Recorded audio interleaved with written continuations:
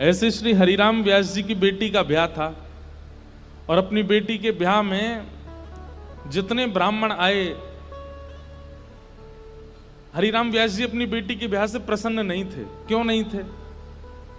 कोई पिता अपने पुत्री के ब्याह से अप्रसन्न कैसे हो सकता है? लेकिन उनके मन में भाव था कि भाई वृंदावन से बाहर क्यों जा रही हो? अपनी बेटी से कह रहे थे कि भाग्य होता है तब वृंदावन प्राप्त होता है और तुम ब्याह करके अपने पति के साथ विदा होकर के वृंदावन से बाहर जा रही हो, ये मुझे अप्रिय लग रहा है।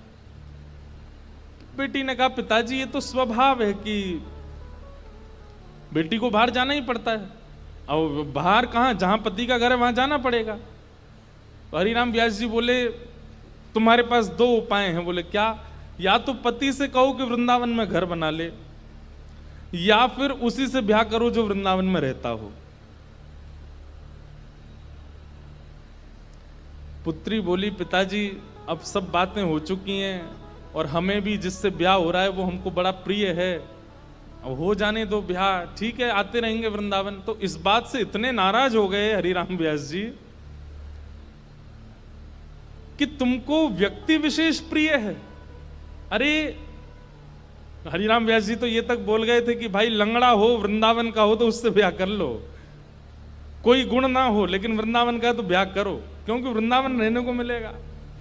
लेकिन तुम और गुणों को देख करके वृंदावन छोड़ करके जा रही हो, ये तुम्हारा सबसे बड़ा दुर्भाग्य है। तो अपनी बेटी के ब्याह से प्रसन्न नहीं थे, तो हरिराम व्यास जी की पत्नी और बाकी बच्चे बोले पिताजी को रहने दो नाराज, हम तो ब्याह करेंगे आनंद से। और हरिराम व्यास जी के शिष्य थे ओरछा के राजा मधुकर शाह, उन्होंने पूरी शादी की व्यवस्था की, लेकिन हरिराम व्यास जी की भौएं चढ़ी नहीं। और ज्यादा दुखी तो वे तब हो गए कि उन्होंने एक शर्त रखी, चलो ठीक है ब्याह कर रहे हो तुम, अपनी मर्जी से कर रहे हो, सब ठीक है, लेकिन पहली पंगत वैष्णव जनों को, संत जनों को, रसिक जनों को करानी पड़ेगी। लेकिन जब ब्याह का प्रसंग आता है ना, तो घर के लोग इन सब चीजों पर विश्वास करते नहीं है। घर के सब सदस्य बोले पहली पंगत तो बारात की होगी। बोले पिताजी ने कहा संतों को कराओ। बोले बोलने दो उनको, तुम तो उन्हीं को करा दो। और रही बात संतों की, तो एक काम करते हैं, पहले ही पूड़ी कचौड़ी जो भी बना है दावत में पहले ही निकाल करके अलग धर देते हैं, जब संत आएंगे उनको पवा देंगे। हरिराम व्यास जी को ये बात पता चल गई तो इतने नाराज हो गए, संतन सौ अधिक समधी प्यारे।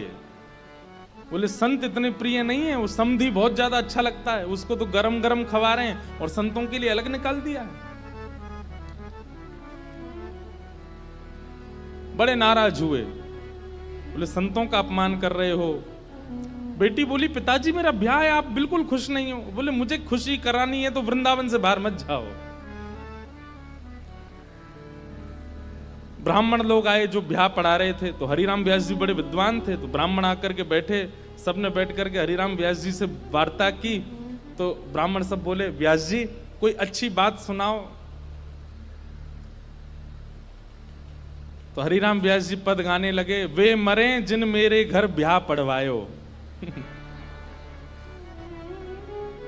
सारे ब्राह्मण बोले ऐसा मत कहो भगवान। बोले कि तुम भाग जाओ यहां से, या तो पुत्री को कहो कि वो वृंदावन छोड़ करके नहीं जाए, और यदि वो जाने का मन बना चुकी है तो वो सब मर जाएंगे जिन्होंने ब्याह पढ़ाया। ब्राह्मण तो घबरा गए। फिर अंत में मधुकर शाह जो राजा थे ओरछा के, उन्होंने हरिराम व्यास जी को प्रणाम किया। बोले मैं जिम्मेवारी लेता हूं, आपके दामाद और बेटी बाहर नहीं जाएंगे, मैं यहीं घर बनवा दूंगा, वो यहीं रहेंगे। तब हरिराम व्यास जी प्रसन्न हुए। मतलब हम संसारी लोग हैं, हमारे लिए कई बार रिश्ते नातेदार ज्यादा हो जाते हैं, ठाकुर जी से ज्यादा हो जाते हैं, हमारे लिए कई बार दिखावा ज्यादा हो जाता है, कई बार सब प्रदर्शन में हम लोग ज्यादा चले जाते हैं, हमारे लिए भक्ति भाव कहीं पीछे छूट जाता है। पर वृंदावन को भजने वाले के लिए ठाकुर जी प्रधान है और कुछ प्रधान नहीं है। इसलिए वहां धर्म प्रधान नहीं है, प्रेम प्रधान है। एक भगवान के परम भक्त थे, नारायण दास उनका नाम था। बहुत ध्यान से सुनना। नारायण दास जी को भी वृंदावन से बहुत प्रेम था, और वृंदावन का प्रेम उन पर ऐसा चढ़ा कि वो गोपी भाव में रहने लगे। और कैसा गोपी भाव? श्रृंगार कर लेते, बिंदी लगा लेते, मांग में सिंदूर भर लेते, बड़े बड़े केश कर लिए थे, पैरों में नूपुर पहनते, हाथों में चूड़ियां पहनते और लहंगा पहन करके और बढ़िया सुंदर श्रृंगार करके किसी के सामने नहीं जाते थे। अपने गोपाल जी उनको तैयार करके, उनका श्रृंगार करके उनका भोग लगा के उनके सामने नाचते थे, अपने ठाकुर जी के आगे, और किसी को नहीं दिखाते थे, बस अपने ठाकुर जी को दर्शन कराते थे। नाचते थे, गाते थे, रिझाते थे, और फिर नाचते नाचते फिर प्रसादी सिद्ध करते, प्रसादी सिद्ध करके फिर राजभोग करा देते, व्यारू करा देते, कलेऊ करा देते, ठाकुर जी के अष्टाम लीला करते, अष्टयाम भोग धराते, लेकिन नृत्य और गायन ये दो सेवा नहीं छोड़ते थे। लेकिन धीरे धीरे वैष्णवों ने उनको देखना, ढूंढना शुरू कर दिया। लोग उनकी कुटिया में जाने लगे, तो वैष्णवों को तो वो बैठने देते थे, बोले आप सब तो ठाकुर जी के समान हो, आपके सामने तो मैं नाच सकता हूं। सब लोग। नृत्य की ख्याति ऐसी हुई कि एक बार एक बहुत श्रेष्ठ नृत्य करने वाला व्यक्ति आया, और उसको किसी ने कहा कि भाई हमारे यहाँ एक साधु हैं, वो किसी के आगे नृत्य नहीं करते, ठाकुर जी का, एक बार उनके नृत्य देख लो आप। तो बहुत बड़े नृत्य करने वाले ने जब उनका नृत्य देखा तो वो बोला कि महाराज, मैं बड़े बड़े दरबारों में जाकर के नृत्य करता हूं, ऐसा नृत्य मैंने आज तक नहीं देखा। सब लोगों ने कहा बोले भैया ये ठाकुर जी के लिए नृत्य करते हैं। लेकिन उस नृत्य करने वाले ने किसी बादशाह को खबर करा दी कि वृंदावन में एक महात्मा है, और बोले वो गोपी बनकर के अपने ठाकुर जी के आगे नृत्य करते हैं और गाते हुए नृत्य करते हैं, ऐसा नृत्य मैंने आज तक नहीं देखा। बादशाह के तो मन में आ गई कि मुझे उनका नृत्य देखना है, और प्राचीन काल के राजाओं के मन में आ जाए और वो ना मिले तो वो तो मारने तक आतुर हो जाते थे।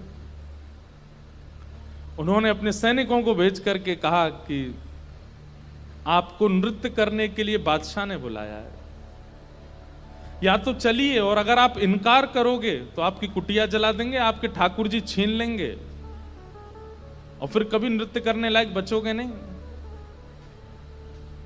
ऐसी स्थिति पड़ गई। रोने लगे अपने ठाकुर जी के आगे, बोले नाथ मेरा नृत्य किसी और को रिझाने के लिए नहीं है, ये मैं कैसी स्थिति में आपने डाल दिया हूं। अगर जाता हूं तो मेरा नृत्य, मैं नृत्य को प्रसाद के रूप में प्रस्तुत करता हूं, वो झूठा हो जाएगा।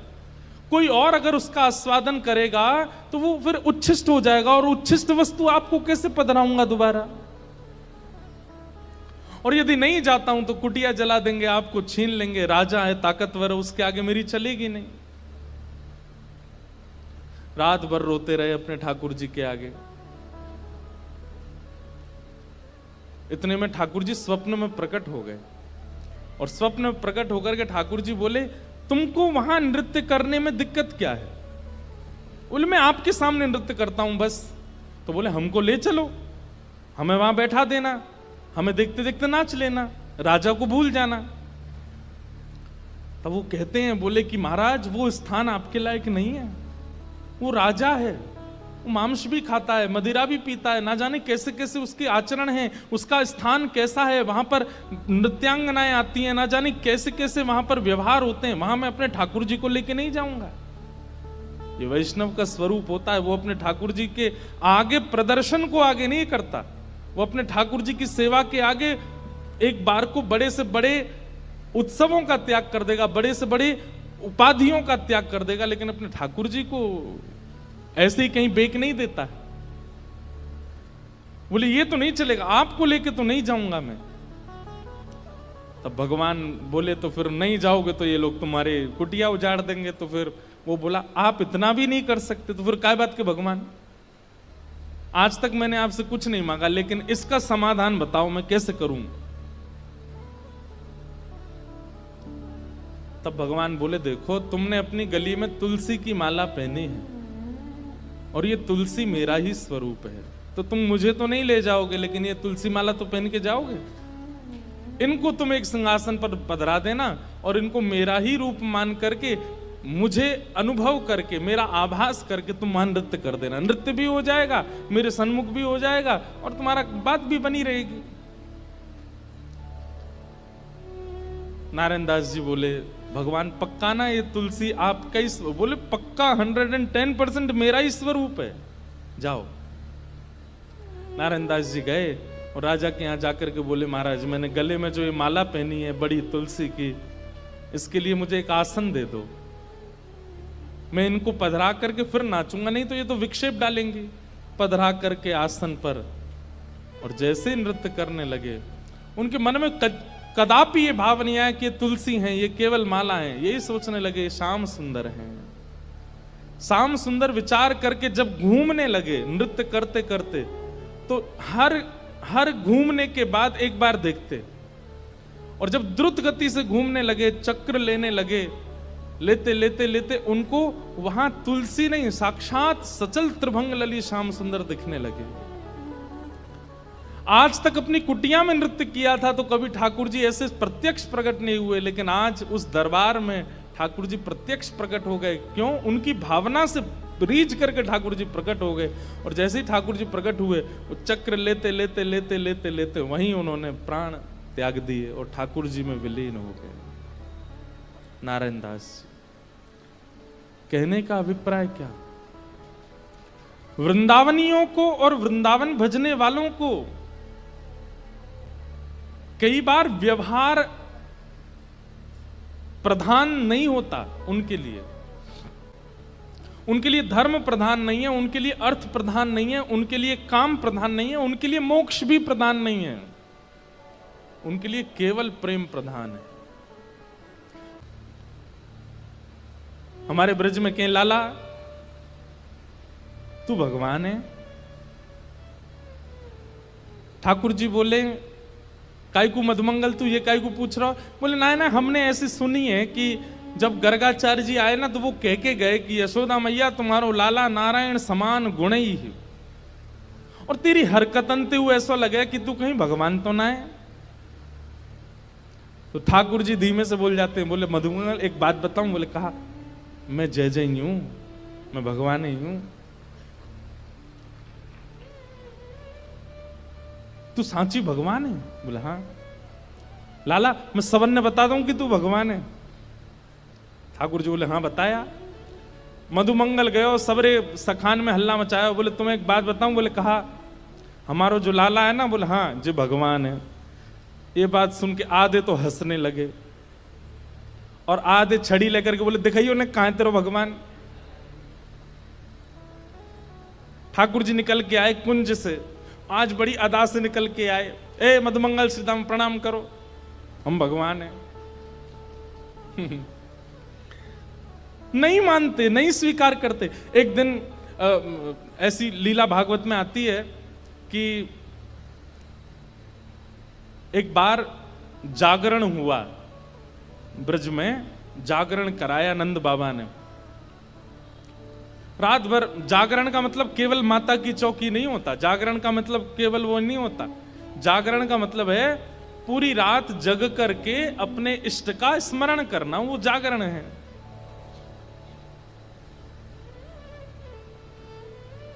रात भर जागरण चला, तो जागरण के काल में जैसे ही थोड़े ब्रह्म मुहूर्त का समय हुआ, तब घड़ी तो होती नहीं थी, अंदाजा लगाया तो नंद बाबा को लगी कि भाई ब्रह्म मुहूर्त है, क्यों मैं स्नान करवे जाऊं। तो जैसे ही नंद बाबा ने यमुना जी में प्रवेश किया, तुरंत इनको यम के दूत ले गए, क्योंकि अब तो नहीं ऐसा होता, पर नदियों में भी स्नान करने का समय होता है। ब्रह्म काल से पहले अगर आप नदी स्नान करते हैं तो वो देवताओं का समय होता है, उस समय देवता स्नान करने आते हैं, उस समय नहीं करना चाहिए। और सूर्य उदय के बाद नदियों में स्नान का विधान राक्षसों का है, इसलिए तब भी नहीं करना, ब्रह्म मुहूर्त में ही करना चाहिए। और जब त्रिकाल संध्या और त्रिकाल स्नान का भाव है, तब कोई ऐसी बात नहीं। पर प्रथम स्नान मानव का ब्रह्म मुहूर्त में ही होना चाहिए, ऐसा शास्त्र आज्ञा है। तो नंद बाबा देव काल में चले गए और जैसी नदी में स्नान करने पहुंचे तो गंधर्वजन इनको पकड़ के ले गए। जब नंद बाबा बहुत देर तक नहीं आए तो सबने जाके ठाकुर जी से कही, तो ठाकुर जी गए और ठाकुर जी ने यमुना जी में प्रवेश करके गंधर्व लोक में जाकर के नंद बाबा को वहां से छुड़ाया और वापस लेकर के आए। तो जैसे ही नंद बाबा वापस आए तो सब ब्रजवासियों ने घेर लिया। सब लोग इधर देखो, सब ब्रजवासी बोले, बाबा तुम कहां चले गए, रात में गए अब निकल के आए हो। मधुमंगल श्रीदाम बोले, बाबा हमें तो यूं बताओ, इतनी देर तुमने सांस कैसे ली भीतर, तुम चले कहां गए। बाबा बोले, भैया 2 देवता मुझे पकड़ के ले गए, मैंने देव काल में स्नान कर लियो। बोले फिर? बोले कछु ना, बड़े बड़े महल बने, बड़े बड़े लंबे चौड़े देवता ऐसे सुंदर कि देखते रह जाओ। मैंने इंद्र को दर्शन कियो, मैंने सबरे देवता देखे वहां पे। और फिर बाबा फिर का भयो? बोले इतने में ही लाला आयो, और जैसे ही लाला आयो, लाला के आते सब या को प्रणाम करने लगे, सब या के चरणन में नतमस्तक है गए, सब या की बलैया लेने लगे, गंधर्वजन या की आरती करने लगे। बात तो सुनो पूरी। और सब ब्रजवासी टेढ़े टेढ़े देख रहे हैं, लाला है या पूज रहे हम बे, या की पूजा कर रहे हो इंद्र हम बे। ठाकुर जी इतरा रहे सामने खड़े खड़े, बोले तुम्हें ही नहीं पूजा मो, सबरे पूजे तीनों लोक में। सबरे बोले, बाबा सच में यहाँ की पूजा भाई वहां पे? बोले हाँ। अब तो ठाकुर जी का यश बढ़ गया। अब तो महाराज निमंत्रण आने लगे घर घर से, लाला हमारे घर भोजन करवे आ जाइयो, हमारे घर सोवे आ जाइयो, हमारे घर शरबत पीवे आ जाइयो, छाछ पीवे। अब ठाकुर जी तो मधुमंगल सीतामा से कह रहे हैं, आज की भाषा में कहें तो अपॉइंटमेंट लेते जाओ कहां कहां जाना है। ठाकुर जी का यश हो गया इतना वृंदावन में कि भैया या तो देवता भी जाने। एक दिन सब ब्रजवासियों ने कही, लाला तू सांची भगवान है, तू सांची बता दे, सौगंध खा के तू सांची भगवान है। ठाकुर जी बोले, अगर मैंने बता दिया कि मैं भगवान हूं तो आप क्या करोगे, पूजोगे मुझे? लाला पूजेंगे तो ना भाई, तो तू भूल जा, लेकिन हमारी एक इच्छा है। बोले का एक बार वैकुंठ देखना चाहे, वैकुंठ है कैसो? लाला तू अगर सांची भगवान है तो एक बार वैकुंठ दिखाला हमें। ठाकुर जी बोले, मेरे हाथ पकड़ो।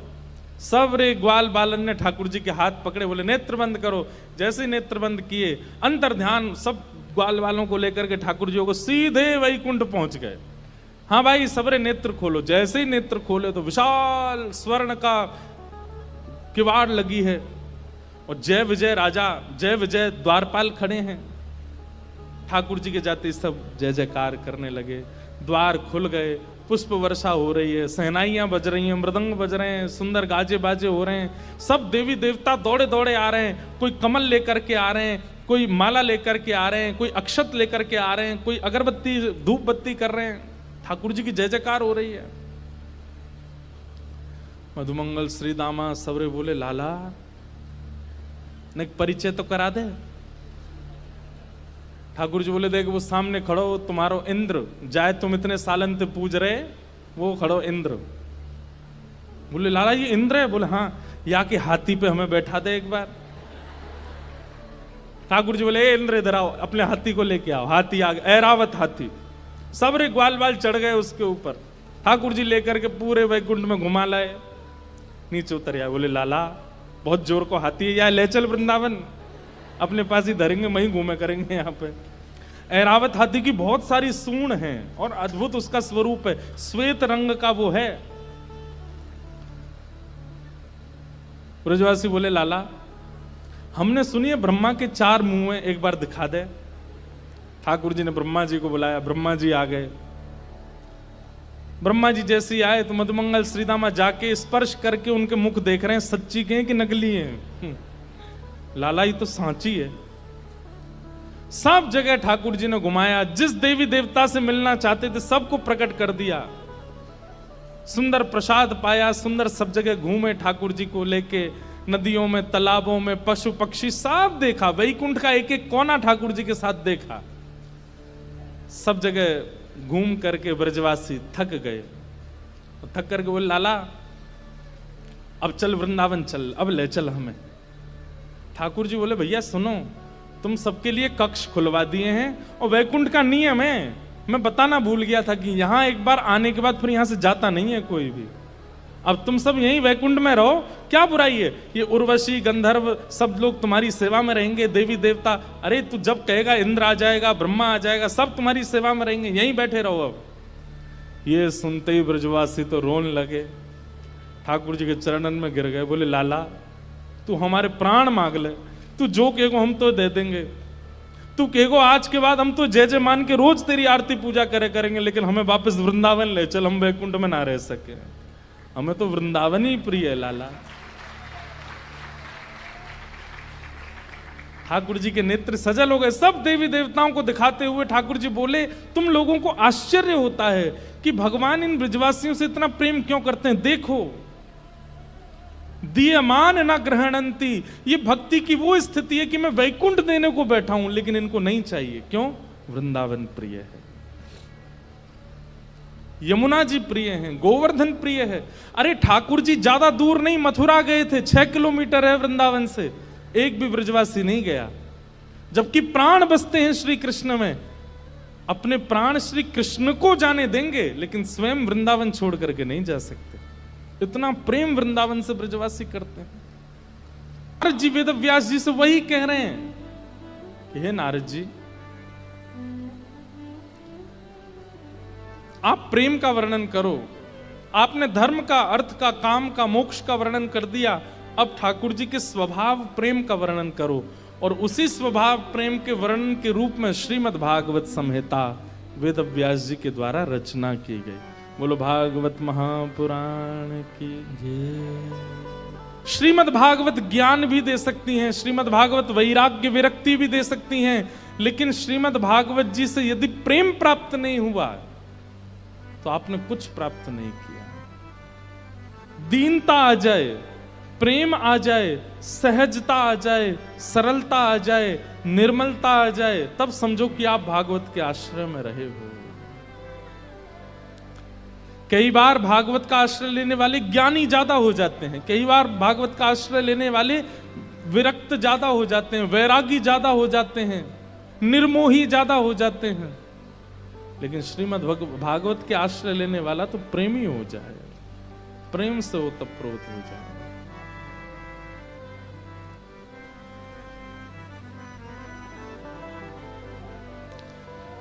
वेद व्यास जी महाराज ने भागवत की रचना की और श्रीमद् भागवत की रचना के बाद मन में विचार किया कि अब ये भागवत की कथा घर घर जन जन तक कैसे पहुंचाऊं।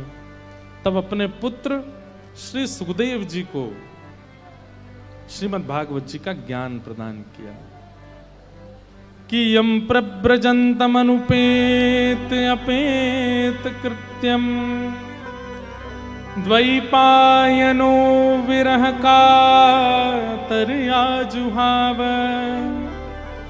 पुत्रेति तन्मयतया तर्वोऽभिनेदु तम सर्वभूत हृदयं मुनिमानतोऽस्मि।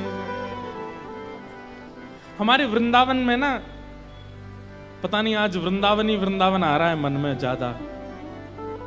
हमारे वृंदावन के विषय में गौड़िया वैष्णव संप्रदाय के ग्रंथ में ऐसा वर्णन करते हैं कि वृंदावन विपरीत है। यहां पर ना का मतलब हां है और यहां पे हां का मतलब ना है। और उस विषय में कहते हुए कहते हैं कि ठाकुर जी ने गोपियों को वंशी नाद करके रास में बुलाया और जब गोपियां आ गईं, सब कुछ छोड़ छाड़ के आ गईं, तो ठाकुर जी क्या कहते हैं? स्वागतम वो महाभाग प्रियम किम करवाणिव ब्रजस्यानामयम कश्चित ब्रूतागमन कारणम। स्वयं वंशी नाद करके ठाकुर जी गोपियों को बुलाते हैं और एक दिन चीर हरण करके ठाकुर जी निमंत्रण देते हैं कि मैं रास पूर्णिमा पर यानी कि शरद पूर्णिमा पे आपसे मिलूंगा, आमंत्रण देते हैं। और जब गोपियां सब छोड़ छाड़ करके भग आती हैं और फिर क्या कह रहे हैं, ब्रूतागमन कारणम, अपने आने का कारण बताओ। गोपियां कहती हैं हमें तुम्हारी बातें समझ नहीं आती श्री कृष्ण, तुम हां बोलते हो तो उसका मतलब ना होता है, और ना बोलते हो तो उसका मतलब हां होता है। मतलब हमको बुलाया और आज जब हम आ गए तो कह रहे हो कि अपने आने का कारण बताओ। ओहो, इतनी रात को परपुरुष से मिलना नहीं चाहिए, जाओ जाओ अपने अपने घर को चली जाओ। गोपियां कहती हैं तब तुमने बुलाया, अब हम आ गई, अब तुम मना कर रहे हो। अब तुम मना कर रहे हो तो इसको हम हां माने कि ना माने? वृंदावन भैया समझ में आने वाली वस्तु नहीं है। ठाकुर जी बोले कोई गुरु बुलावे, कोई व्यक्ति बुलावे, कोई पुरुष बुलावे, कोई महापुरुष बुलावे तो जाना चाहिए। वंशी की बात में आ गई तुम, इस वंशी के स्वर को तुमने बुलावा समझ लिया। लेकिन हमारी ब्रज की गोपियां भी बड़ी चतुर हो गई हैं। गोपियां कहती हैं ठाकुर जी हमारी बात सुनो। बोले क्या? पूरा विश्व ब्रह्मा की आज्ञा मानता है। ब्रह्मा के कितने मुख हैं? 4। और हम तो उसके मुख, उसकी बात मान करके आई हैं जिसमें सप्तमुख हैं, जिसके 7 मुख हैं। अरे ये वंशी तो ब्रह्मा से भी श्रेष्ठ है, इसके 7 मुंह हैं, इसकी बात हम क्यों ना माने? हम तो इसकी बात मान करके आएंगे। 6 स्वर के छिद्र हैं और 1 फूंक का छिद्र है। कितने छिद्र हो गए? 7। मतलब 7 मुख हैं। गोपियां कहती हैं दुनिया ब्रह्मा की बात मानती है क्योंकि उसके 4 मुंह हैं, हम तो उसकी बात मान के आए जिसके 7 मुंह हैं। हमने क्या गलत किया? ठाकुर जी को शांत कर देती हैं गोपियां। वृंदावन को समझना सामान्य बात नहीं है। वृंदावन में ना का मतलब हां है, हां का मतलब ना है।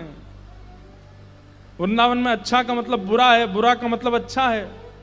अरे गोपियां परब्रह्म परमात्मा को क्या कहती हैं? कितव।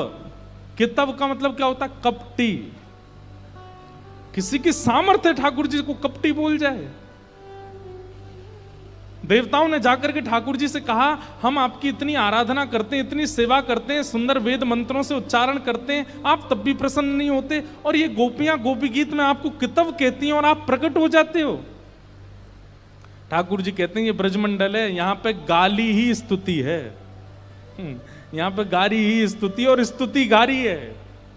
अगर कोई ब्रजवासी आपकी बहुत प्रशंसा कर रहा है तो ये समझ जाओ गाली दे रहा है आपको, और अगर कोई ब्रजवासी आपसे नाराज हो जाए तो ये समझ जाइए ओहो बहुत प्रेम है इस काम से। 2-4 बात भली बुरी सुना दी, समझ जाओ उसका प्रेम है हमसे। आहा, ये वृंदावन है।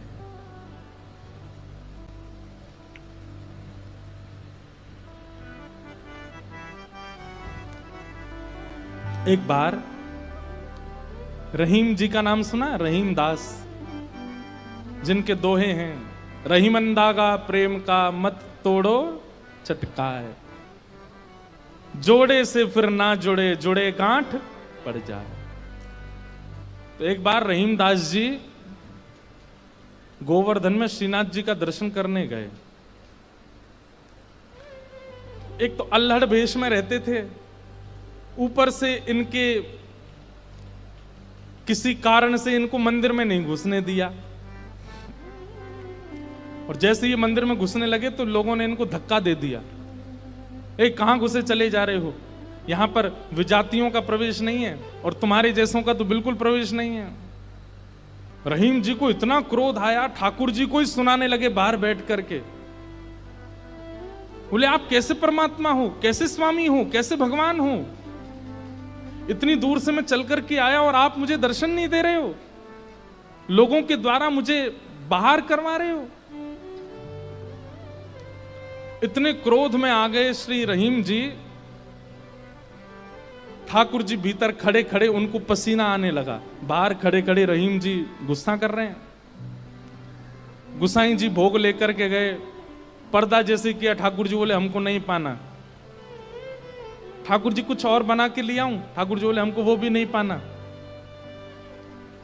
गोसाई जी को लगा ठाकुर जी बहुत नाराज हैं, 56 भोग बनाओ। 56 भोग लेकर के गए, ठाकुर जी बोले बिल्कुल नहीं पाना, हमारा मन नहीं है। स्पष्ट ठाकुर जी बता भी नहीं रहे कि बात क्या है, लेकिन जो जो गोसाई जी प्रस्तुत कर रहे हैं सबके लिए मना करते जा रहे, मुझे नहीं पाना। अंत में गोसाई जी ने कहा, बोले जय जय, कोई अपराध बना हमसे? ठाकुर जी मुंह फुला के बैठे हैं, कुछ नहीं बोले। बोले मैं क्यों बताऊं? गोसाई जी समझ गए, बोले कि ओहो कोई अपराध ही बना है। तुरंत सबको बुलाया, बोले भैया आज किसी का अपमान किया, किसी का अपराध किया, कुछ हुआ था क्या दिन भर में? तब द्वारपालों ने बताया, बोले महाराज आज एक आया था, वो विजातीय था, उसके वस्त्र भी अच्छे नहीं थे, वो देखने में भी अजीब सा लगा, हमको लगा मंदिर में जाके उपद्रव करेगा, इसलिए हमने घुसने नहीं दिया, हमने उसको निकाल दिया। गोसाई जी समझ गए, बोले ओहो उसी के लिए ठाकुर जी ऐसे हो रहे हैं। वो निश्चित ही ठाकुर जी का कोई परम भक्त है, और उसको ठाकुर जी, वो ठाकुर जी का दर्शन करने नहीं आया था, ठाकुर जी ने उसको देखने के लिए बुलाया था, ठाकुर जी देखना चाहते थे, और तुमने उसको यहां से बाहर कर दिया। अब एक काम करो। बोले क्या? सुंदर प्रसाद बनाओ, प्रसाद बना करके सिद्ध करके, वो यहीं कहीं बैठे होंगे, ज्यादा दूर गए नहीं होंगे, उनको लेके आओ। मंदिर में प्रसाद सिद्ध हो रहा था रहीम जी को प्रसन्न करने के लिए, लेकिन ठाकुर जी इतने व्याकुल हो गए, बोले अभी तो चूल्हा जलाएंगे, कढ़ाई धरेंगे, तब कुछ बनाएंगे, तब तक रहीम जी वृंदावन पहुंच जाएंगे। इतने में ठाकुर जी ने क्या किया, ठाकुर जी के सामने जो सोने की थाल में प्रसाद रखा था, ठाकुर जी ने वो थाल उठाया बड़ा सा और अपने कंधे पर रखा, खुद ही चले गए, स्वयं ही चले गए। यहां रहीम जी गोविंद कुंड पर बैठे थे, खूब गुस्सा हो रहे थे, ठाकुर जी को भली बुरी सुना रहे थे। लेकिन जैसे ही देखा गिरिराज पर्वत से उतरते हुए श्याम सुंदर आ रहे हैं, और झांकी कैसी है, कटिकाचनी पहनी है, मोरपिच्छ पहना है, जो स्वरूप ठाकुर जी का ऐसा रहता है, हाथ में वंशी लेकर के, और ठाकुर जी यहाँ कंधे पर विशाल थाल लेकर के ऐसे उसको संभालते हुए ठाकुर जी आ रहे हैं। आहा जी के लिए रहीम दास जी ने उसी समय ठाकुर जी की छवि का वर्णन किया, बहुत सुंदर। क्या वर्णन करते हैं, कैसे लग रहे हैं श्याम सुंदर? आहा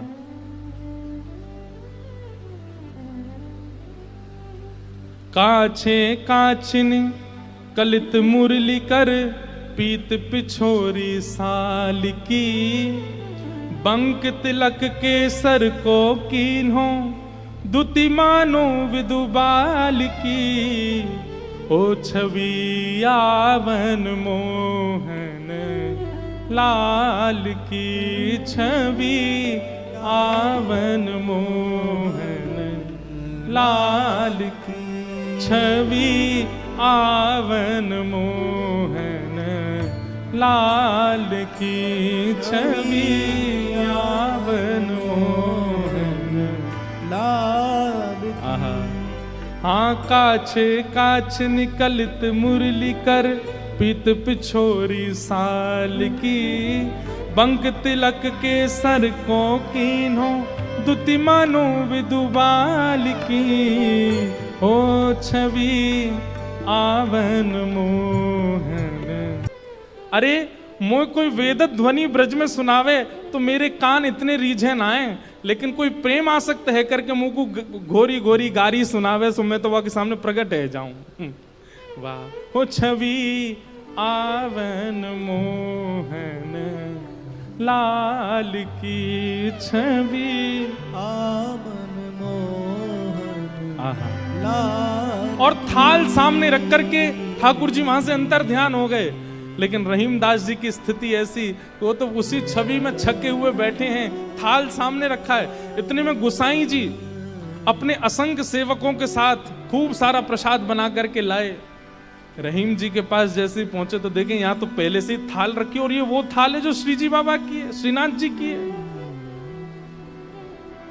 नेत्र बंद हैं और एक कोई सामग्री लेकर के प्रेम से रहीम जी पा रहे हैं। गोसाई जी बोले, रहीम जी ये थाल आपके पास आई कैसे? आहा। बिसरत नाही सखी मोमन सो, चितवन बैन विशाल की। बैन मतलब, बैन कहीं कहीं ये अधर का जो अंतिम छोड़ होता है इसको बैन कहते हैं। ठाकुर जी के ये कैसे बोले, इतने मधुर हैं कि जब ये ठाकुर जी मुस्काते हैं ना तो वो जो अंतिम छोड़ है वो इतना प्रिय लगता है ठाकुर जी के मुखमंडल का कि वो मेरे नेत्रों से जा नहीं रहा है। विसरत नाही सखी मोमन सो चितवन बैन विशाल की। नीकी हसन अधर सधरन छवि, छवि सुमन गुलाब की। हो छवि आवन मोहन लाल की, छवि आवन लाल की। और जल सो डार दियो पुत्रिन पे डोलन मुक्ता माल की। जल सो डार दियो पुत्रिन पे डोलन मुक्ता माल। आप मोल बिन मोलन डोले, बोलन मदन गोपाल की। आप मोल बिन मोलन डोलन, बोलन मदन गोपाल की। हे छवि आवन मोहन लाल की, छवि आवन मोहन लाल की। आहा। आप मोल बिन मोलन डोलन, बोलन मदन गोपाल की। इतने मूल्यवान श्री ठाकुर जी यहाँ पर बिन मोल की तरह डोल रहे थे, बोल रहे थे, चल रहे थे, बैठे थे। गुसाई जी को बता रहे हैं रहीम जी, इतने मूल्यवान ठाकुर जी यहाँ पर बोल रहे थे, डोल रहे। देखो वो चरण चिन्ह दिख रहे हैं। यहाँ देखो, यहाँ से चंदन की सुगंधी आ रही, यहाँ बैठ गए थे आके और ऐसे मधुर स्वर बोल रहे थे कि अब मैं किसी और को सुनना नहीं चाहता उनके आगे। अरे यह स्वरूप निरखे सोई जाने। अरे जिसने वो स्वरूप देखा होगा, यह स्वरूप निरखे सोई जाने। यही रहीम के हाल की। यह स्वरूप निरखे सोई जाने, याही रहीम के हाल की। ओ छवि आवन मोहन लाल की, छवि आवन मोहन लाल की। वहां रहीम जी के नेत्र सजल हैं और यहां गुसाई जी के सुनते सुनते नेत्र सजल हो गए। वाह ठाकुर जी, आपकी लीला। यहां हम इतनी सामग्री सिद्ध कर रहे थे रसोई में, लेकिन आपसे इतनी प्रतीक्षा भी नहीं हुई। आप अपनी थाल लेकर के आ गए और ऐसी लीला करके गए रहीम दास जी के पास आकर के। ऐसे हमारे ठाकुर जी। वृंदावन धर्म, अर्थ, काम और मोक्ष सबसे परे है। वृंदावन के लिए तो केवल प्रेम जागृत हो जाए चित्त में, अत्यंत प्रेमी हो जाओ आप, और वो प्रेम ऐसा छकेगा। आप प्रेमी हो गए, इसका प्रमाण क्या है? अरे श्याम वर्ण की कोई वस्तु कहीं दिख जाएगी, ऐसा लगने लगेगा ये कितने सौभाग्यशाली कि इनका श्याम वर्ण है। कृष्ण ने अपना वर्ण दे दिया। किसी में दोष नहीं दिखेगा, सब में गुण दिखने लग जाएगा। मौन रहने का मन करने लगेगा। जब जब कृष्ण नाम ध्वनि होगी, ताल कैसी, स्वर कैसा, राग कैसा, उस पर ध्यान नहीं जाएगा, बस नृत्य करने का मन करेगा। वाणी गदगद हो जाएगी, सुनते सुनते कथा नेत्र सजल हो जाएंगे। प्रेम के बड़े लक्षण हैं, वो सब लक्षण धीरे धीरे प्रकट होने लग जाएंगे। बस वो प्रकट होने लग जाएं, फिर उसके बाद कहीं और मत रहिए, फिर तो वृंदावन आ जाइए, क्योंकि और कहीं रहेंगे तो पागल घोषित कर दिए जाओगे। केवल वृंदावन स्वीकार करेगा फिर। हो छवि आवन मोहन लाल की, छवि आवन मोहन लाल की। वेद व्यास जी महाराज ने भागवत जी की रचना की और विचार किया कि घर घर में जन जन तक कैसे पहुंचाऊं। तब अपने पुत्र सुखदेव का स्मरण आया। जो जन्म लेते ही वन में चले गए थे, उन श्री शुकाचार्य जी को बुला करके वेद व्यास जी महाराज ने ये भागवत जी का सार उन्हें बताया। पहले हम विस्तार से बता चुके हैं कई बार कि सुखदेव जी कहां थे, कैसे आए, आदि आदि। और अब यहां से महाभारत का प्रसंग प्रारंभ होता है। महाभारत का युद्ध अपने अंतिम स्थिति पर चल रहा था। दुर्योधन और भीम के बीच में युद्ध हो रहा था। तभी ठाकुर जी की आज्ञा से भीम ने दुर्योधन की जंघा पर प्रहार किया और जंघा टूट गई दुर्योधन की। महाभारत का युद्ध पांडव जीत गए। लेकिन दुर्योधन मरा नहीं है अभी, जांग टूटी थी उसकी, खड़े रहने लायक नहीं बचा था। बदले की भावना उसके चित्त में प्रकट होने लगी और मन में विचार करने लगा कि मैं युद्ध में तो नहीं मार पाया, लेकिन मरते मरते पांडवों के साथ ऐसा तो कुछ कर जाऊं कि ये भी राज्य गद्दी पर ना बैठ पाए। बंधुओं, एक बात हमारी बहुत ध्यान से सुनो, इधर देखो सब लोग। इस प्रकार की भावना यदि कभी मन में आती है बैठे बैठे, लेटे लेटे, कि मुझे नहीं मिला तो उसको भी नहीं मिलना चाहिए। आप ये समझ लीजिए कि आप उस वक्त बिल्कुल एंड पॉइंट पर हो। स्वधर्म, स्वभाव, मधुरता सब खत्म हो चुकी है आपके अंदर, तभी ये भाव प्रकट हुआ है। आप सब अपने आप को भली भांति जानते हैं। हम आपको चेतावनी दे रहे हैं, कभी भी ऐसी भावना अगर चित्त में आ जाती हो, मैं नहीं बैठ पाया या मुझे नहीं प्राप्त हुआ, मैं नहीं हासिल कर पाया, तो उसको भी नहीं होना चाहिए। पाप का प्रारंभ उसी समय हो जाएगा। अगर उस समय आपने उस भाव को नहीं रोका, नहीं नष्ट किया, तो आप राक्षस की साक्षात प्रतिमूर्ति बन जाओगे। दुर्योधन के अंदर सारे अवगुण आ चुके हैं, लेकिन आज जो अवगुण प्रकट हुआ है, इसने दुर्योधन का सर्वनाश कर दिया। आज तक दुर्योधन ने बहुत सारे पाप किए, लेकिन फिर भी उसके इतने पुण्य तो थे कि श्री कृष्ण को रोज देखता था। वो रोज सामने अर्जुन के रथ पर साक्षात श्री कृष्ण उसको दिखते थे। इतने पुण्य तो थे, जबकि उसके अंदर बहुत दोष हैं, उसके अंदर बहुत अवगुण हैं, लेकिन फिर भी श्री कृष्ण का दर्शन रोज होता था। लेकिन आज उसके अंदर जो भाव प्रकट हुआ, क्या कि अगर हस्तिनापुर की गद्दी पर मैं नहीं बैठ पाया तो ये पांडव भी नहीं बैठने चाहिए, इनको सोते हुए मार दो। इस स्थिति के बाद तो कृष्ण का दर्शन सुलभ भी नहीं हुआ दुर्योधन को।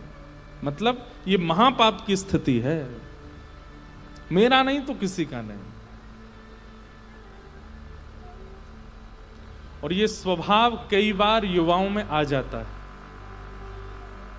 भले ही वो लोग इसके लिए प्रयास नहीं करते कि मैं ऐसा कुछ करूं कि उसको ना मिले, लेकिन सोचते रहते हैं मन में, हे भगवान मुझे तो नहीं, इसको भी नहीं मिले, इसको भी नहीं मिले, इसको भी नहीं मिले, इसका भी ना हो। ये महापाप की स्थिति है। दुर्योधन की जंघा टूट गई और दुर्योधन उस समय अश्वत्थामा से कहता है, अश्वत्थामा बहुत हो गया धर्म युद्ध, अब अधर्म युद्ध होना चाहिए। और वो कैसे होगा? बोले रणभूमि में नहीं मार पाए हम 500 पांडवों को, लेकिन सोते हुए 500 पांडवों को मार सकते हैं। हस्तिनापुर की गद्दी पर अगर हम नहीं बैठे तो ये भी नहीं बैठ पाएंगे, हम इनको भी लायक नहीं छोड़ेंगे, जाओ सोते हुओं को मार दो। और अश्वत्थामा ने भेज दिया। इसे कहते हैं अपने दुख से कम दुखी हैं, दूसरे के सुख से ज्यादा दुखी हैं, वो प्रसन्न क्यों है? अश्वत्थामा अर्धरात्रि में गया, लेकिन ठाकुर जी पांडवों को लेकर के कहीं और चले गए। सोते हुए द्रौपदी के 5 पुत्रों को मार दिया। अब देखो इससे क्या समझ में आया कि ऐसे विचारधारा से क्रिया करने वाले से पाप नहीं फिर महापाप होता है। निर्दोष द्रौपदी के 5 छोटे बालक मार दिए अश्वत्थामा ने, महापाप किया, बाल हत्यारा हो गया वो।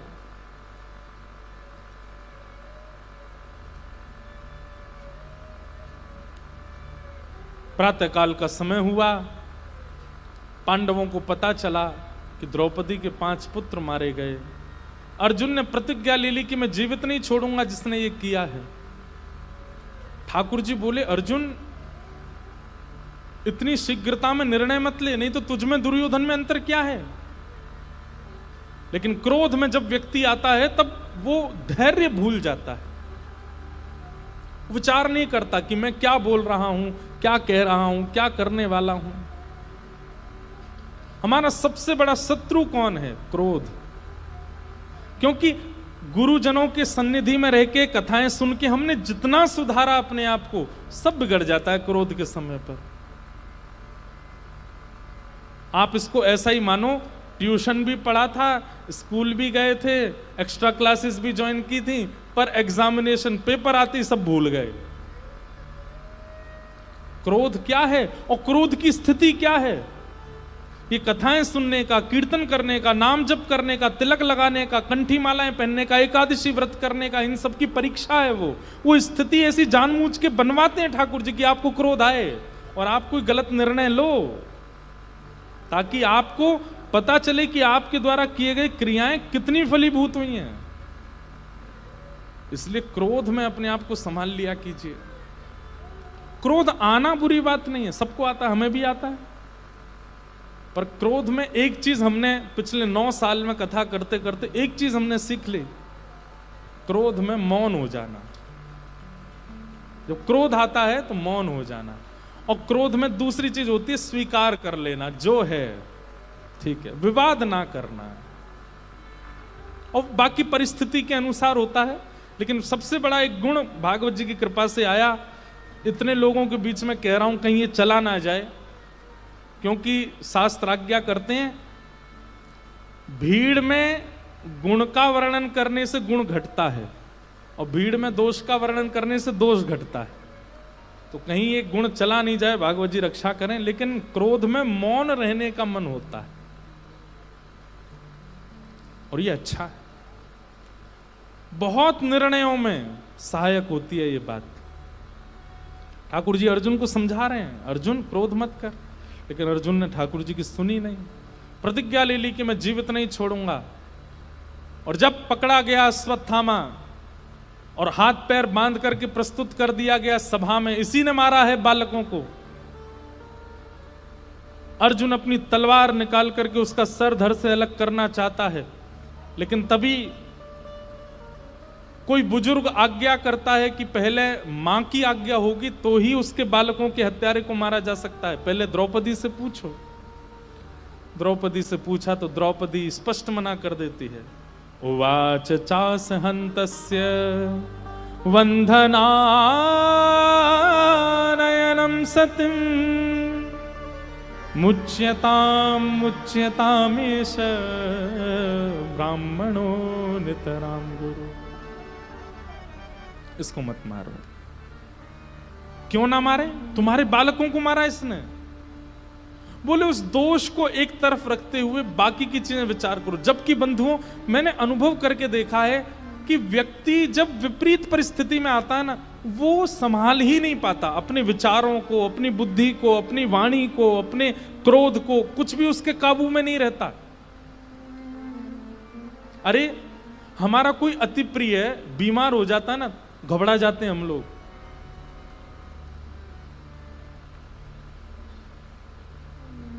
उस समय पता चलता है कि आपका सत्संग कितना फला आपको। वो धैर्यता जो आपकी नष्ट हो जाती है ना हृदय की, वो बताता है कि आपकी एकादशी सारी व्यर्थ थी, केवल दिखावा था, कुछ नहीं हो पाया।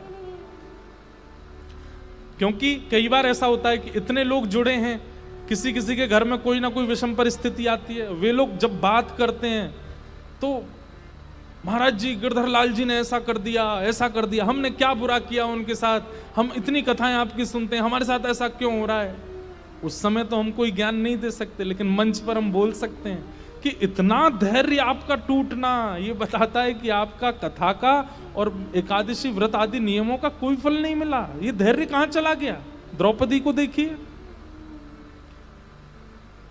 ठाकुर जी क्यों रीझ गए द्रौपदी से?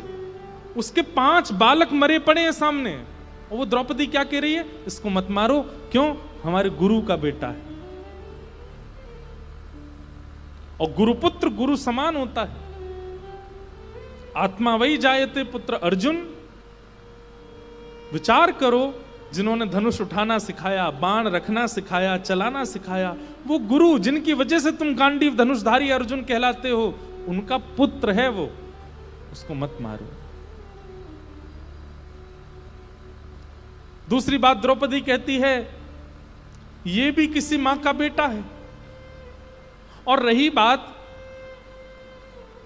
इनकी मां विधवा है, उनके पति नहीं है। हमारे गुरु मारे जा चुके हैं युद्ध में, मां विधवा, एक पुत्र है बस, और इसको भी मार दोगे तो वो अकेली नारी। मेरा कष्ट मुझे दिख रहा है, मेरे 5 बालक मरे, पर मुझे संभालने के लिए 5 पति हैं। इनके पुत्र को तुम मार दोगे, इसको मार दोगे, इनकी मां को कौन संभालेगा? उनके पति भी नहीं है और बेटा भी नहीं है। मेरी हाथ जोड़ के प्रार्थना, इसको मत मारो। ठाकुर जी उस समय इतने गदगद हो गए, इतने प्रसन्न हो गए, प्रेमाश्रु, ठाकुर जी के नेत्र लाल पड़ गए और धीमे धीमे अश्रु गिरने लगे ठाकुर जी के नेत्रों से। बोले, गीता सुनाई अर्जुन को, लेकिन फली द्रौपदी को है। आज इसका निर्णय देखो। भगवान ने भरी सभा में द्रौपदी को हृदय से लगाया। बंधुओं, अनुकूल परिस्थिति में आप क्या निर्णय लेते हो, क्या खाते हो, क्या पीते हो, कहां बैठते हो, क्या एक प्रकार से ये समझो ये चीटिंग है। बहुत ध्यान से समझिएगा। आप जैसा चाहते हो खा रहे हो, जहां चाहते हो बैठते हो, जहां चाहते हो घूमते हो, जैसे चाहे सोते हो, जिससे चाहो मिलते हो। ये एक प्रकार से मानो कि क्लास टीचर की सिर उस तरफ घूमा हुआ और आप चीटिंग कर करके पूरा क्वेश्चन हल कर रहे हो, लेकिन जैसे क्लास टीचर आपकी ओर देखेगा, पेन हिल नहीं पाएगा आगे। जब प्रतिकूल आती हैं परिस्थितियां, तब समझो ठाकुर जी आगे चेयर लगा के बिल्कुल आंख में आंख गाड़ के देख रहे हैं। बोल, अब कर, अब क्या करेगा? और उस समय भी यदि कोई व्यक्ति अपने उस जीवन रूपी प्रश्न पत्र का हल करता है, ठाकुर जी उठ करके हृदय से लगा लेते हैं। आज द्रौपदी ने वो करके दिखाया। इस परिस्थिति को भगवान ना करे, जीवन में कोई मां अनुभव करे कि उसके संतान उसके नेत्रों के आगे ना रहे। क्या पीड़ा होती है मां को, ये मां जानती है। लेकिन उस परिस्थिति में एक मां अपना धैर्य नहीं खो रही है।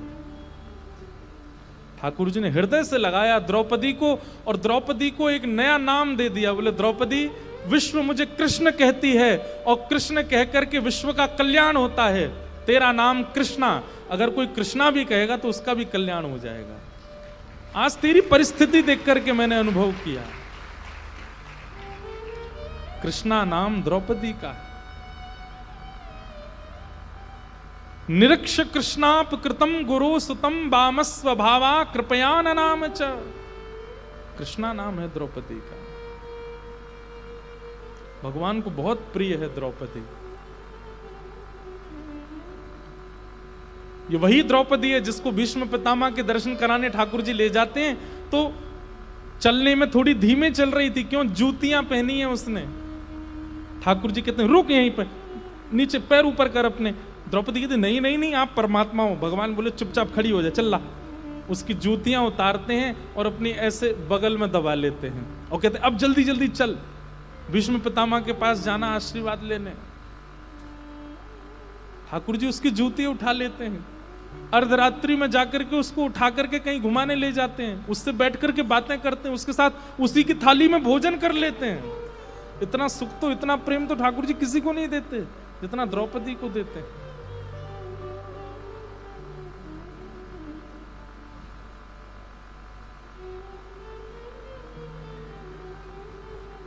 जब बालक समतल भूमि पर चलना सीख जाता है ना, तो माँ उसको फिर सीढ़ियों पे लेके जाती है, अब इस पे चढ़ के दिखा।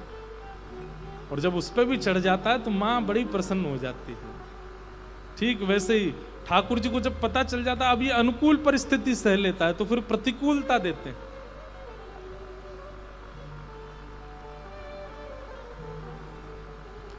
नाम का आश्रय प्रधान लिया होगा, कथाएं खूब भाव से श्रवण की होंगी, जीवन में उतारी होंगी, तो प्रतिकूलताएं कुछ नहीं बिगाड़ पाएंगी आपका।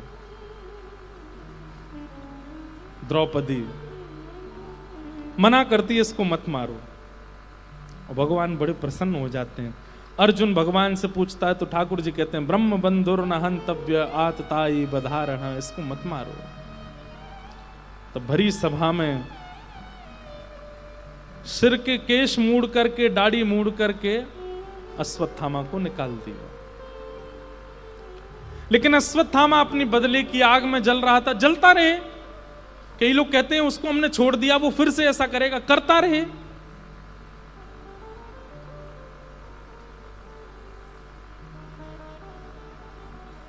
अश्वत्थामा ने किया। मुक्त होने के बाद भी अश्वत्थामा गया और मन में विचार करने लगा ऐसा क्या करूं कि पांडवों का सर्वनाश हो जाए। 5 बालक तो मैंने मार दिए, कोई बचा इनके यहां?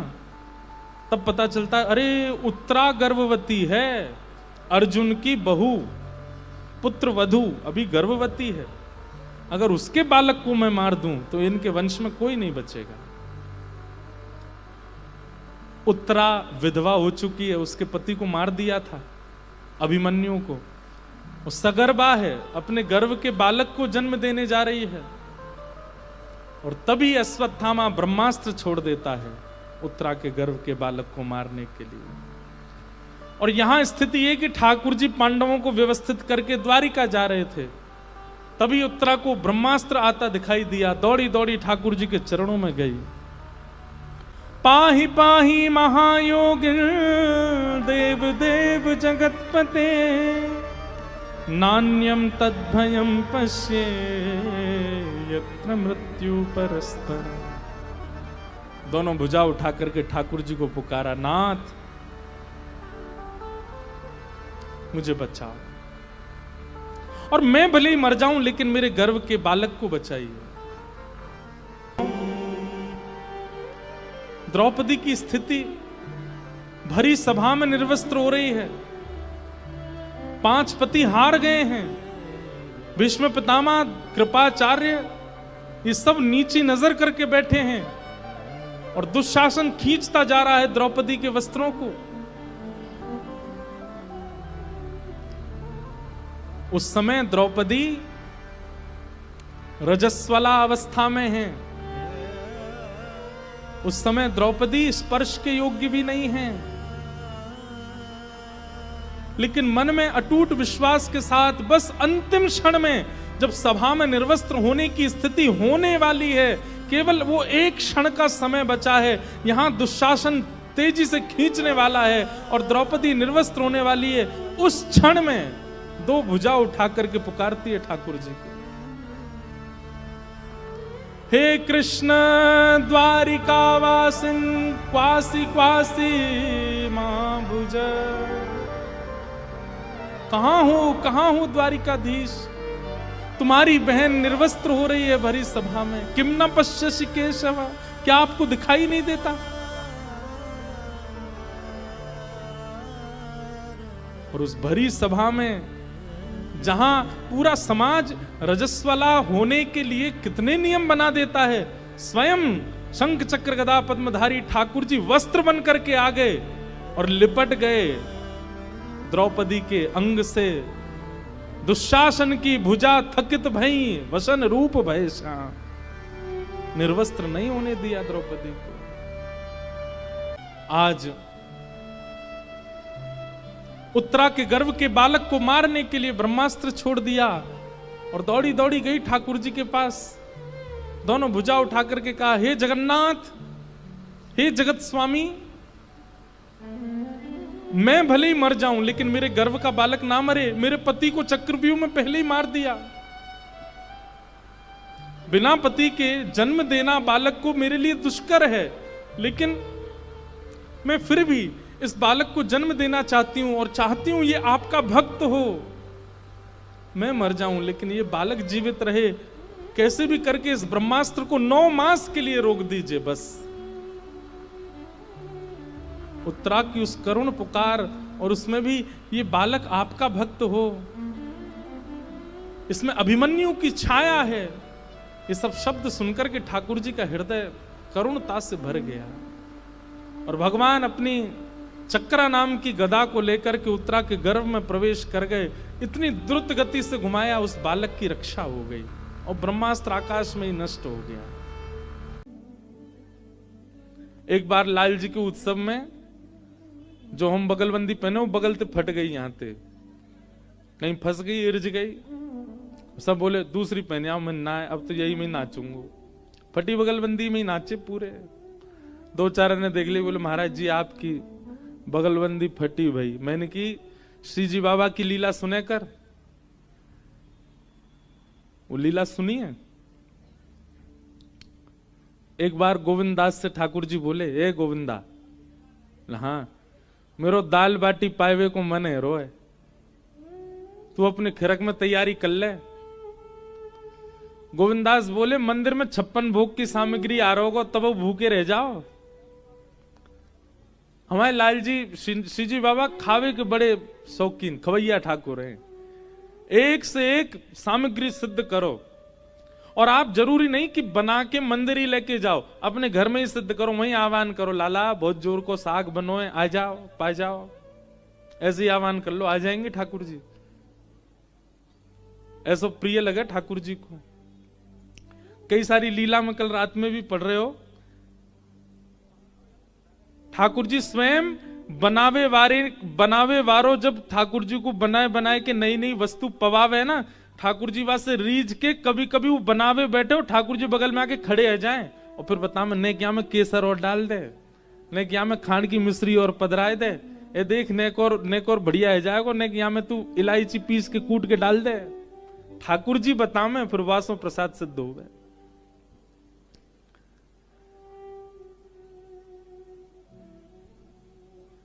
गोविंदास के यहां ठाकुर जी गए और पाए करके आए महाराज। संग में एक झाड़ू लगावे वाले की गोद में बैठ के चले गए। सो गोविंदास बोले हमारे काज इतने नियम बना रखे हैं, खुद कहीं भी बैठ जाओ, जाओ स्नान करो। ठाकुर जी बोले देख गोविंदास शीतकाल है रो, अभी तो नहाऊंगा ना मैं। गोविंदास बोलो कछु नहीं, आचमन कर लो, आचमन तो कर लो। ठाकुर जी गए और गोविंद कुंड पर जाके आचमन कर रहे हैं। अपवित्र पवित्रो वा सर्वावस्थांग तो पिवा स्मरेत पुण्य, यही श्री जी बाबा आचमन कर रहे हैं, नानो नहीं पड़े, छीटा डाल रहे हैं अपने ऊपर। इतने में ही गोविंदास गए, बोले बताओ वेदन में ऐसे ऐसे नियम बनाए हैं अपरस के, और खुद देखो छींटा मार रहे हैं अपने ऊपर। वहां में भी उंगली नेक बोल रहे हैं, पूरा हाथ में नहीं ले रहे, ठंडो जल है, ठंड लग जाएगी। अच्छा लाड़ले जो रहमे कहा, उनको शीतलता भी बहुत ज्यादा लगे। श्री जी बाबा भी बड़े लाड़ले। सुबह सुबह मंगला में दर्शन करियो। आज कौन कौन आए हो लाल जी की मंगला में? बहुत बढ़िया, इतने कम ही आए करो। नहीं हम साची कह रहे हैं, मां जगह कम है ना। मैं तो आज डर रहा हूं कि पता नहीं कितनी भीड़ होएगी, पर बढ़िया हो, ठीक ही, ज्यादा नहीं।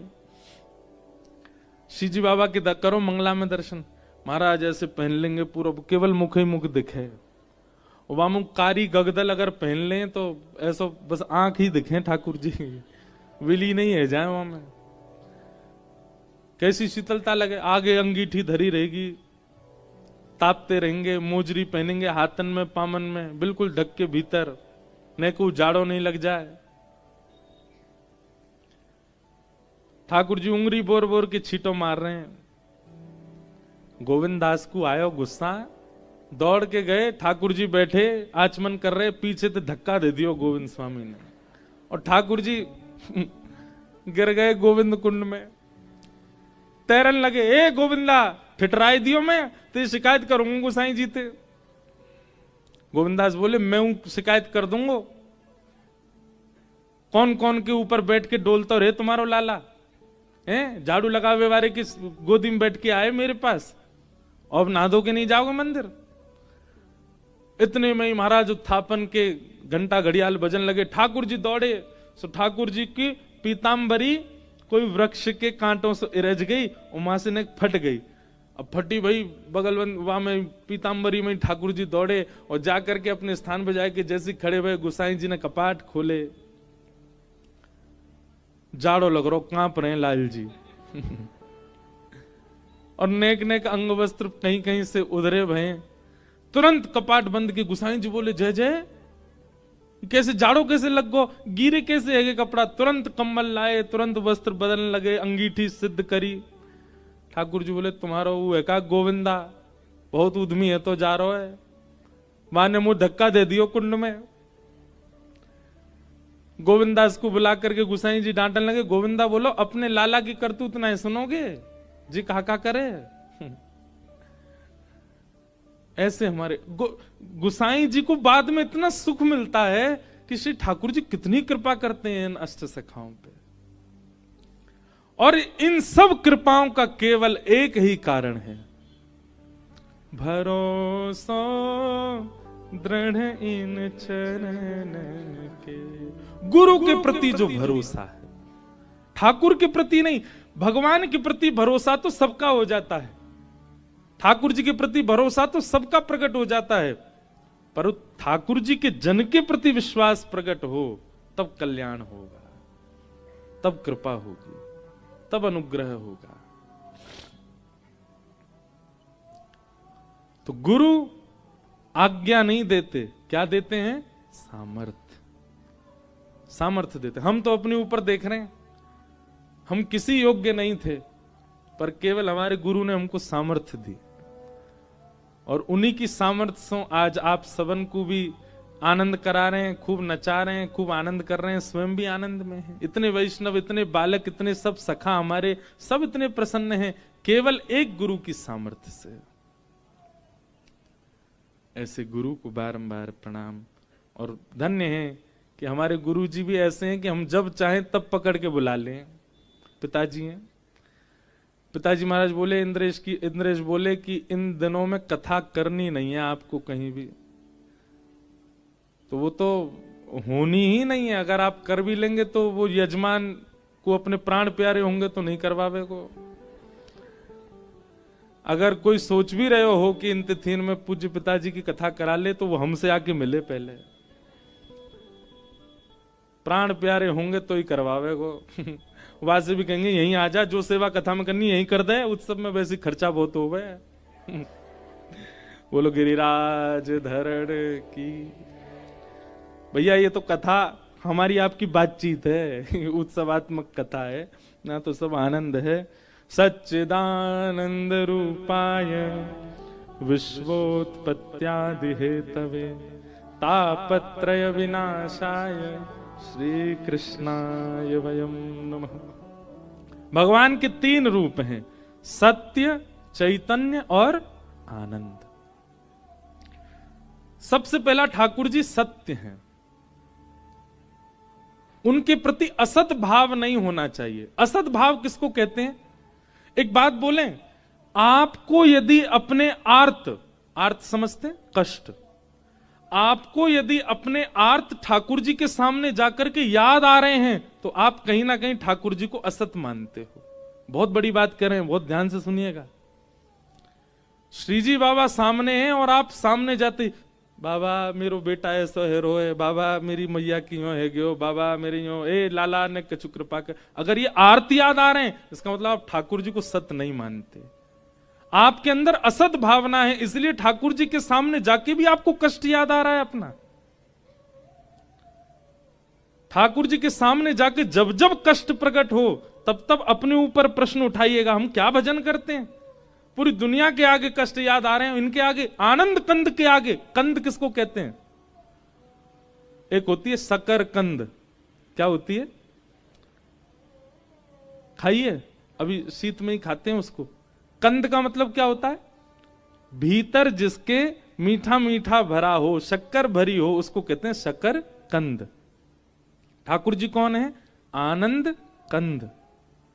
उनके भीतर आनंद ही आनंद है, उनके सन्मुख आनंद ही आनंद है, उनके प्रसाद में आनंद, उनकी आरती में आनंद, उनके गायन में आनंद, उनकी कथा में आनंद, उनके संस्पर्क की जो भी वस्तु आपके सामने आएगी सब में आनंद है। इसीलिए उनका नाम आनंद कहते हैं, इसी वो आनंद कंद है। वास्तव में आप असली दर्शनवाद ना मानियो कि लाइन में लगे तब तक याद हती, हे श्रीनाथ जी हमारे इतने संकट चल रहे हैं, आप कृपा करियो, जैसी दर्शन देंगे ना मैं पूछूंगा सब। लेकिन जैसे ही ठाकुर जी के सामने गए भूल भाल गए, कहा सोच क्या सोच रहा हूं, अरे मैं कहा सोच रहा हूं बाहर कौन कौन से कष्ट है पीड़ा है बता तो दूं, लेकिन याद ही नहीं आई। इतने में वो सबरे वहां के जो सेवक रहे वो ले महाराज हाथ में कपड़ा, चलो चलो आगे बढ़ो। उनको यही सोचियो ये मधुमंगल श्रीदाम आई हैं, ठाकुर जी के नेक नेक सेवा के काज। अब पतो चल गई ना लाला हमारो, ये पतो कैसी बात है। देखो ठाकुर जी ने जब गिरिराज जी उठाए ना तो 7 दिना तक गिरिराज जी उठावे के बाद सब ब्रजवासीन के चित्त में लाला की इतनी महिमा है गई, इतनी महिमा है गई। अब तक जो ठाकुर जी को देख करके हास्य विनोद क्यों करते, अब ठाकुर जी जाकर इसमें निकल जाए ना, वह गरी के लोग आरती थाल लेके आ जाए, अरे लाला तेने गिरिराज जी उठाए, तेने इतना बड़ा पर्वत उठायो, सब तेरी जय जयकार करें, सब पूजें, नेक हमारे घर में पाम पधराए दे, नेक हमारे घर बैठ जा, नेक हमारे घर में दृष्टि कर जा। ठाकुर जी की इतनी महिमा है गई। मधुमंगल श्रीदाम बोले लाला की बड़ी महिमा है गई, अब सिक्योरिटी भी चाहिए लाला को। तो मधुमंगल श्रीदामा अगल बगल में ऐसी कपड़ा ने लेके चले और जो जो लाला को प्रणाम कर, सुन लाला स्पर्श करके गंदो मत कर, हमारी कल ले मार के भगा दे आगे, यहीं ते काम चला अपनो। तो ये जितने मंदिर में आपको सेवक देखे ना, ये मधुमंगल श्रीदामा सुबल तोक तन सुखा मन सुखा धन सुखा, ये सब रे वही है। और बीच में लाला देख ऐसे बैठा रखो बिल्कुल, लाला तू हिलियो भी मत, तो को पूछवे देख कितने लोग आ रहे, हम देख लेंगे सबन ने, और जो चढ़ावा आओ वहां में तो बंटवारा कर लेंगे। दृष्टि बदलो, अपनी भावना बदलो, सब बदल जाएगा। ठाकुर जी आनंद कंद हैं, ठाकुर जी का स्थान आनंद कंद है, ठाकुर जी के कीर्तन आनंद कंद है, ठाकुर जी की कथा आनंद कंद है। उसके भीतर प्रवेश करने पर अगर आपको अपने कष्ट याद आ रहे हैं, इसका मतलब अभी आपके भजन में इतनी सामर्थ्य आई नहीं है। आप जो नाम जप कर रहे हो, आप जो ब्रह्म मुहूर्त में उठ करके परिक्रमा प्रदक्षिणा कर रहे हो, आप जो कथाएं श्रवण कर रहे हो, सबका फल व्यर्थ जा रहा है, क्योंकि ठाकुर जी के सन्मुख जाके भी कष्ट याद आ रहे हैं आपको। ठाकुर जी के सामने हम तो अपनी बता रहे हैं, हम तो जैसे ही जामे ना, हमें तो लीला याद, हमें जो हम कथा से सुना वो लीला याद आती है। आप वही हो जिन्होंने अजब कुमारी के संग जो है का खूब चौसर खेल खेल करके और वाक को आनंद कियो। अजब कुमारी कथा पता है, ठाकुर जी के संग चौसर खेलती और जैसी खेलती महाराज वो इतनी निपुण खेलवे में कि वहां से कोई जीत ना सके। लेकिन जब जब ठाकुर जी के सामने आके खेलती तो कैसे खेलती, एक बार अपनी चाल चलती और फिर दूसरी बार ठाकुर जी की तरफ से चाल चलती। ठाकुर जी भीतर खड़े खड़े देख रहे हैं।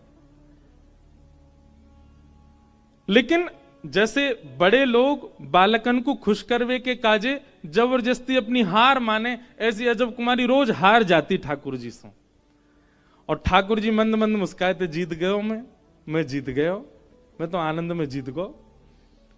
अजब कुमारी बोली जाने ना है, मैं ही जिताऊं इन्हें रोज। लेकिन एक दिन अजब कुमारी बोली आज ना जीतन दूंगी। और आज जैसी अजब कुमारी आकर के बैठी और वाने महाराज ऐसे ऐसे पासे डारे ठाकुर जी के आगे, श्री जी बाबा के प्रश्वेत के बिंदु प्रकट है गए, पसीना आने लगो ठाकुर जी को।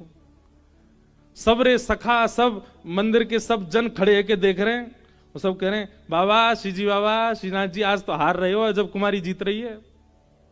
और जब कुमारी ऐसे ऐसे पासे डारे, ठाकुर जी बेचारे घबरा गए। वास्तव में श्री ठाकुर जी के पसीना आने लगे। अजब कुमारी ने जैसे नेत्र भर के देखे श्री ठाकुर जी के मुखमंडल पे प्रश्वेत देख करके, अजब कुमारी बोली हार गए, थक गए, मैं जिताए दूंगी आपको, लेकिन मेरी एक बात माननी पड़ेगी। ठाकुर जी मन ही मन बोले, तू जो कहेगी सब काम करूंगा, तू मुझे जिता दे बस।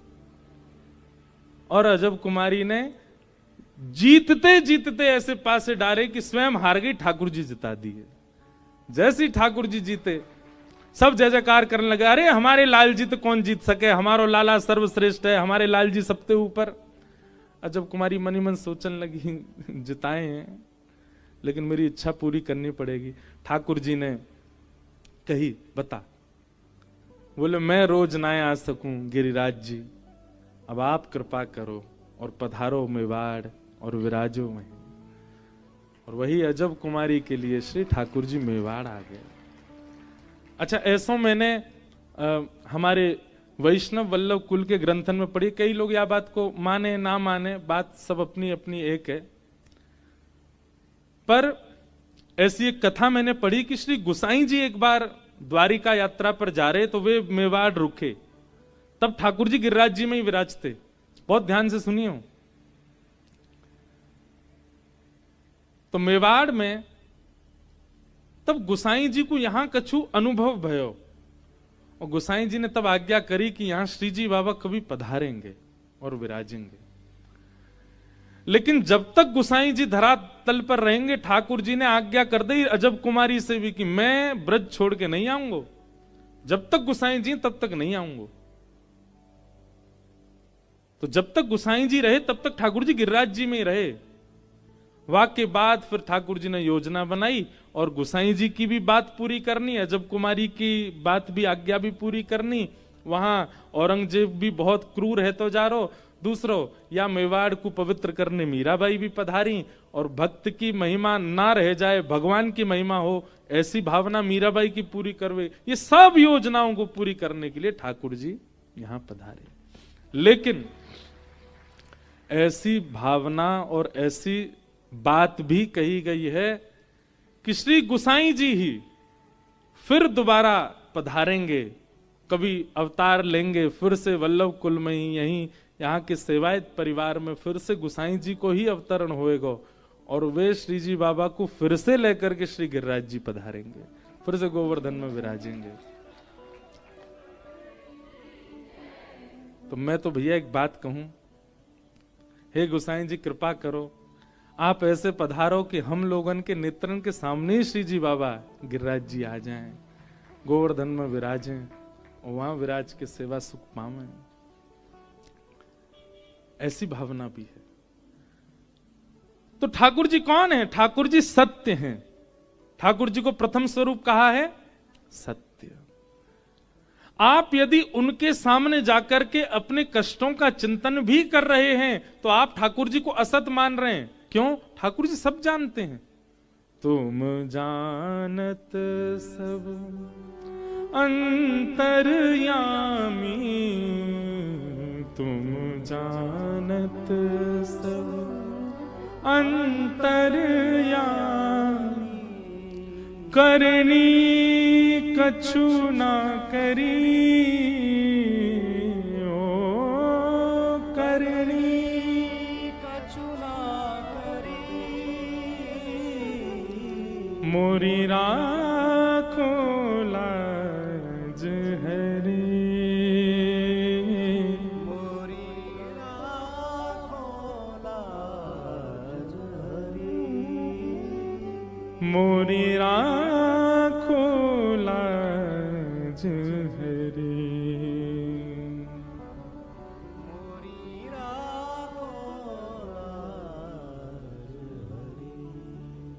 आप सब जानते हैं, इसलिए ठाकुर जी के सन्मुख अपने असद भावों का स्मरण आना एक प्रकार से ये इस बात का द्योतक है कि आप ठाकुर जी को सत्य नहीं मानते हो। वो परम सत्य है, वो सब जानते हैं। ठाकुर जी कौन है? सत्य। उनके सन्मुख जाकर के तो लीला याद आनी चाहिए। अपनी सुध-बुध खो बैठे हम, अपनी प्रतिष्ठा, अपनी मान, अपनी बड़ाई, अपनी योग्यता यदि याद है तो आप दर्शन नहीं कर रहे हो, काहे को जा रहे हो भीड़ बढ़ावे मंदिर में।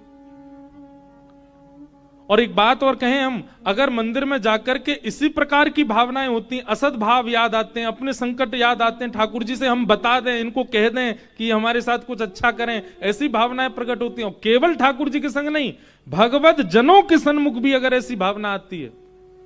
अब कई लोग हमको सब कथा सुनते हैं, पूजते हैं, वंदन करते हैं, भाव रखते हैं प्रेम का, तो कई लोग जो जानते नहीं है उनको यूं लगती है कि ये जरूर भविष्य बतावे वाले बाबा हैं कोई। बाबा ने हाथ धर दो हमारे ऊपर, क्या होएगो, हमारी नौकरी नहीं लग रही, लग जाएगी। मेरे हाथ धरवे तो नौकरी लग रही होती तो मैं भी कोई बढ़िया कहीं नौकरी कर रहा होता। ये नौकरी हाथन में थोड़ी धरी है। भगवत जनों के सामने और भगवत रूप के सामने इस प्रकार के संसारी विषयों का उत्पन्न होना, आपके भीतर ठाकुर जी का असद रूप स्थापित है, इस बात का द्योतक है। इसलिए ठाकुर जी सत्य हैं, उनको सत्य ही मानो, और सत्य तब तक नहीं मानोगे जब तक गुरु कृपा नहीं होगी।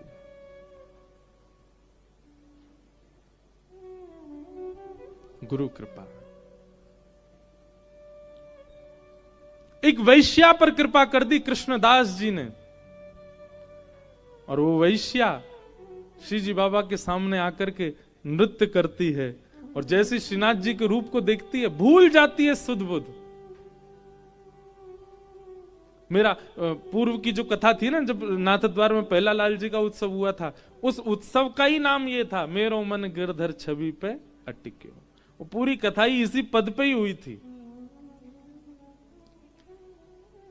एक नर्तकी नृत्य करके जनों को रिझाने वाली, उस पर कृष्णदास जी की दृष्टि मात्र पड़ गई बस। कृष्णदास जी चाह लें, ये बात भी लिख लीजिएगा, अगर कोई भगवत जन चाह ले कि आप पर ठाकुर जी की कृपा हो, तो उसकी चाहने मात्र से हो जाएगा कल्याण। हमारे पूज्य श्री तटिया स्थान वाले पूज्य महाराज जी, मैं जब भी तटिया स्थान जाऊंगा, कितने भी पद सुना दूं महाराज जी को, जैसे ही जावे की आज्ञा मांगूंगा तो कहेंगे लाला अब एक बार मेरो मन गिरधर छवि पट को सुनाए दे। हर बार जितनी बार तटिया स्थान जाऊंगा, महाराज जी आप पद की आज्ञा स्वयं करके सुने, इतना प्रिय उन्हें ये पद। और यहां में सबसे विशेष बात, एक वैसे तो अष्टसिद्धांत को कोई भी पद ले लो, सब में साहित्य छिपो है। सजल श्याम घन वरण लीन है, फिर चित अनत न भटक्यो। श्री जी को देखवे के बाद, लाल जी को देखवे के बाद कोई और सुहा भी रहो है, तो या को मतलब है ठाकुर जी ने अभी तुमको स्वीकार नहीं किया, लेकिन उनको देखवे के बाद केवल वही दिख रहे हैं।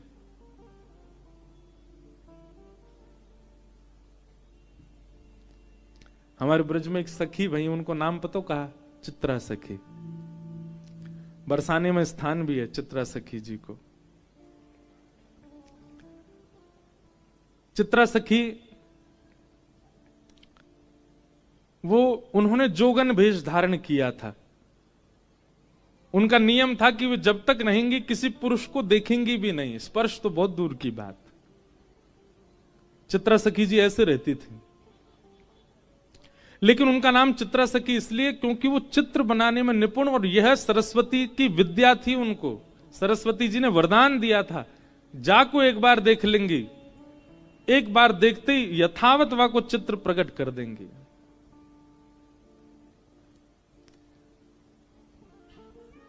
एक बार ठाकुर जी रोते रोते गए यशोदा मैया के पास। मैया बोली क्या बात है, काय को रो रहा है? ठाकुर जी बोले मैया मेरो एक सखा है, वो 24 घंटा मुंह को पकड़ के ही रखे, देख मेरे हाथ सुझाई दिए माने, छोड़े ही ना है मेरे हाथन ने। मैया बोली तो हाथ सूझ, बोले बात छुड़ा के भाग के आया हूं मैं, मेरे कंगन आदि सब छिल जाए मेरे हाथन से, पकड़ के रखे मुझे। मैया बोली काय को पकड़ के रखे? उयों के मेरे आंखन के आगे तो जाओ मत लाला, तुम यहीं बैठे रहो। अब मैया मैं कैसे ना जाऊं? उयों के कि लाला तो मैं मेरे प्राण बसे, मैं वासों कहूं कि मेरी मैया क्यों मुंह में प्राण बसे, मुझे जान दे, जान ना दे। मैया कहा करूं? सब ध्यान से सुनियो। यशोदा मैया बोली लाला एक काम कर, तू यहीं खेलो कर घर में ही। ठाकुर जी बोले जेवना है सके, खेलवे तो बाहर ही जाऊंगो।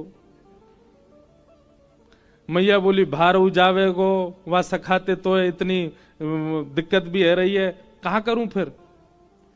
वो मैया एक काम है सके, बोले कहा तू मेरो एक चित्र बनवाए दे, और ऐसा चित्र बनवाइयो मैया कि वह चित्र को देख के लगे जे मैं ही हूं का, और तू मेरो चित्र बनवाए दे मैया, वह चित्र को ले जाके मैं वह दे दूंगो। उस सखा पूरे दिन फिर वह चित्र में ही रमो रहेगो, मेरो कंटक छूटेगो बातें। मैया बोली हाँ लाला बनवाऊंगी। एक सखी आई, मैया ने वासो कही अरे हमारे ब्रज में कोई चित्र बनानो जाने। मैया कौन को चित्र बनवा, लाला को चित्र बनवानो है। अरे मैया ऐसा सुंदर लाला, ऐसे सुंदर गुण, हर दिना आपके लाला में एक गुण नयो प्रकट है जाए। मैं तो यूं सोच रही हूं चित्र बनावे वारो 2 दिना विलंब करेगो, 2 दिना में लाला तो और सुंदर है जाएगो। कैसे ठाकुर जी, यहां देखो इधर देखो, सब ध्यान से सुनो।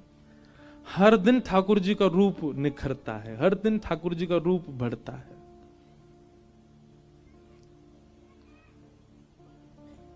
ना तू कोई को लेके आ। तब सखी ने कही मैया एक चित्रा सखी नाम की सखी रे, वो कोई पुरुषंत मिले भी ना है, देखे भी ना है, बिल्कुल जोगन भेष में रहे, एकांत में बैठी रहे। वाकई हमने यूं सुनी है, वाकु सरस्वती ने विद्या दी है, वाकु सरस्वती को आशीर्वाद है, वो एक बार जाकू देख ले, वाकु चित्र यथावत बना दे।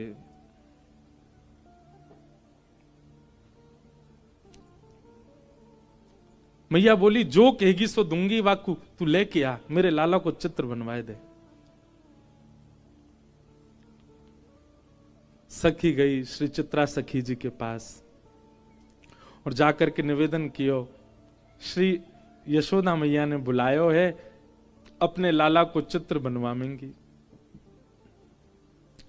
चित्रा सखी बोली मैं ऐसे कोई के चित्र ना बनाए करूं, ऐसे सबन के चित्र ना बनाऊं मैं, और मेरा कोई एक स्वभाव, मुझको केवल सरस्वती जी की कृपा है मुंह पे चित्र बनावे की आज्ञा उनकी, बाकी ऐसा थोड़ी कि जो बनाया वही के चित्र बनाती रहूं। सखी बोली अरे तू कितनी भाग्यशाली, हम सब गोपी तो बाट निहारे कि नेक भी नंद नंदन हमारे आगे नेक डट जाए तो नेक देर उनको देख लें। तू कितनी भाग्यशाली, तो को निहारवे को मिलेंगे, तो को खूब देर देखवे को मिलेंगे, और वाक्य बाद तू उनको चित्त में धारण करेगी तब चित्र में बनेंगे। कितना बड़ा सौभाग्य तेरो, तेरी जगह हम चित्रकार होते, हम तो अभी जाते और जाके बना, ऐसा सुंदर उनको लाला। तू एक बार चल तो सही। चित्रा सखी बड़े बेमन से गई, उसका मन नहीं था।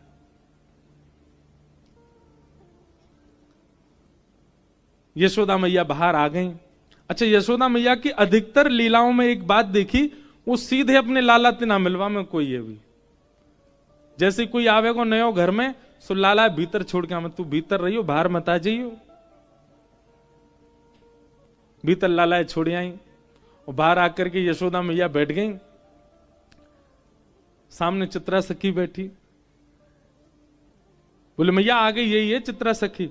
यशोदा मैया बोली मेरे लाला को चित्र बनानो है, मेरो लाला बड़ा सुंदर है, ऐसी पीरी पीतांबरी पहने, ऐसी नथ बेसर पहने, ऐसे कानन में कुंडल धारण करे, ऐसे घुंघराले केश हैं वाके, केशन ने ऐसी गूद बनाए के बीच में जूड़ो सो बनाए ले, पाँव में मोर पिछ लगावे, ऐसे गदमदरा से हाथ हैं, ऐसा सुंदर रूप धारण करे मेरो लाला, बहुत सुंदर है। तो मैया यशोदा जहां बैठी वहीं ऊपर एक खिड़की भी हती, वही में खड़े खड़े ठाकुर जी सुन रहे हैं। बोलो मैया मेरो रूप बता रही है, चित्रा सखी है। सो ठाकुर जी खिड़की पर खड़े भये और वहां मैया को मुख तो है चित्रा सखी की, और चित्रा सखी मैया को देख रही, मैया के ऊपर ही खिड़की पर ठाकुर जी खड़े। सो ठाकुर जी बोले मैया ऐसा रूप बता रही ना, दर्शन तो कराऊं। सो ठाकुर जी ने पर्दा खोले, और पर्दा जैसे खोले सो कहा कियो अपनी पीतांबरी वगैरह सब उतार दे, बिल्कुल नंगम है गए। मैया कह रही मेरो लाला तो पीतांबरी पहने, मेरो लाला तो गले में ऐसी माला पहने, मेरो लाला तो ऐसा। ठाकुर जी ने पर्दा खोलो, बिल्कुल नंगम नंगा, और चित्रा सखी देखे मैया तुम्हारो लाला पीतांबरी पहने? हाँ मोए तो नंगम नंगा दिख रहा है। मैया जैसी पीछे देखा सोई ठाकुर जी पर्दा लगा ले, तुरंत पीताम्बरी पहन ली, गले में माला पहन ली, कान में कुंडल पहन लिए। कन्हैया तुरंत खोल के आए सो पीताम्बरी। हाँ मैया। चित्रा सखी को तो यही मन हर लियो ठाकुर जी ने। बोले ओहो, ये सामान्य नहीं है, ये साधारण नहीं है। हेरी तू तो यूं कह रही नंगम नंगा, देखो देखियो कैसी पीताम्बरी पहन के ठाड़ो है। चित्रा सखी के नेत्र सजल हो गए। कहा कहूं, बार बार वह सखी को देखे जो लेके आई, वह सखी को मनी मन धन्यवाद कह रही है। अरे तेने पहले ना बताई, ये सुंदर श्याम मेरो लाला बड़ो सीधो है। अरे चित्रा ने सुन ले, बहुत सीधा हो बेचारो, इतनो भोरो इतनो भोरो। अच्छा मैया। इतने में ठाकुर जी पर्दा खोल के आए और दोनों हाथ लेके ठेंगा लेके और नृत्य कर रहे हैं, दो दतुइयां दिखा रहे हैं और मटक मटक करके नाच रहे हैं। चित्रा सखी करी हाँ मैया बहुत सीधा है।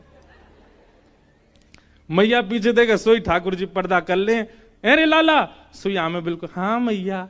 बोल मैया, कहाँ कह रही मैया? तू जो कहेगी मैया सो करूंगा, तू बता तो। चित्रा सखी बोली मैया वास्तव में सीधा हो तुम्हारो लाला। ठाकुर जी को जाके चित्त पे अपनो प्रभाव डालना हो ना, वह को अपने सब रस दिखा दे। और जाके चित्त को ठाकुर जी को कोरो ही छोड़ना हो ना, वह को श्री जी बाबा हर दिन एक जैसे ही लगेंगे। कल भी ऐसे ही है। हमारे पूज्य नाना जी, जब मैं कभी श्रीनाथ जी नहीं आयो, आपको जान के आश्चर्य होगा, हम गिरधर लाल की सेवा, लाल जी हमारे घर पधारे इतनी कृपा करके। मैं 19 वर्ष की आयु में पहली बार नाथ द्वार आयो। 19 वर्ष बाद, 19 वर्ष तक तो हमने श्रीनाथ जी केवल चित्र में ही देखे। 19-20 वर्ष की आयु में पहली बार आयो मैं। और तब से महाराज ऐसे पकड़े, लाल जी ने ऐसे पकड़े, हमें तो सुबह मंगला में अलग दिखे। सुबह मंगला में ऐसा अनुभव होवे कि लाला की आंख खुली ना है, गुसाई जी ने उठाई दिए, जमाई सी ले रो लाला। मानो ऐसा ठाकुर जी को देख के मंगला में अनुभव होवे, ठाकुर जी कह रहे ने को और सोन दो, काई को आए गए हो सवेरे सवेरे। वहां समय लोग जय जयकार करें, घंटा घड़ियाल बजे, तो मोए ऐसो लगे मैं लाला यूं कह रहूंगे, अरे भैया धीमे धीमे करो आवाज, अभी सो के उठाऊं मैं। सुबह को पद गामे ना,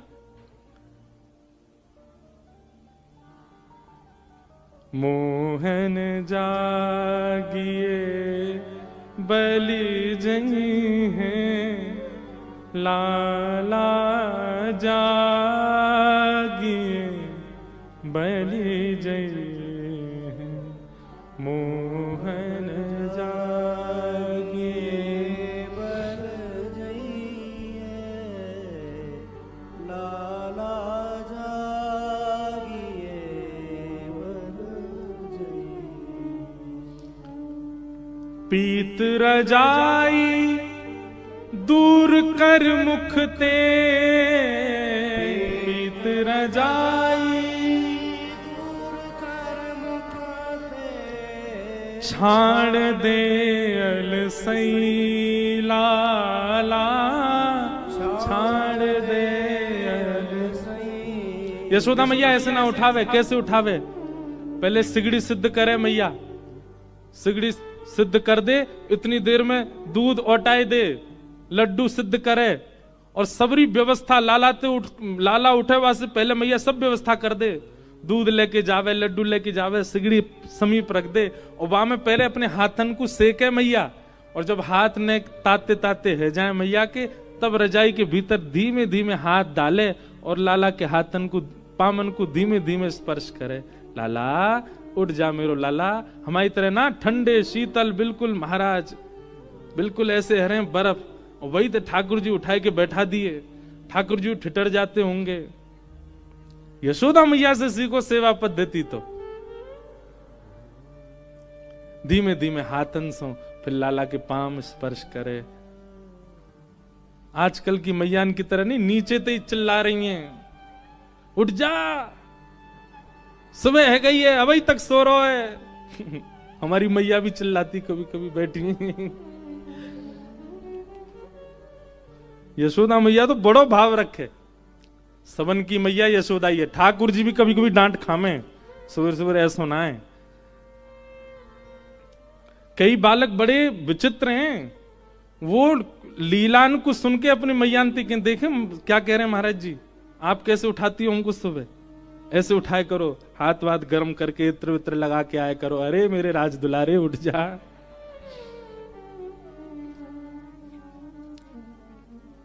ठाकुर जी जैसे प्यारे तो बन जाओ, मैया ऐसी उठावेगी।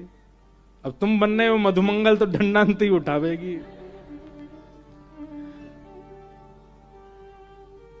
ठाकुर जी उठ गए, पर उठे भाई ठाकुर जी भी ऐसे रजाई नए घटा में अपने आंखन के आगे थे।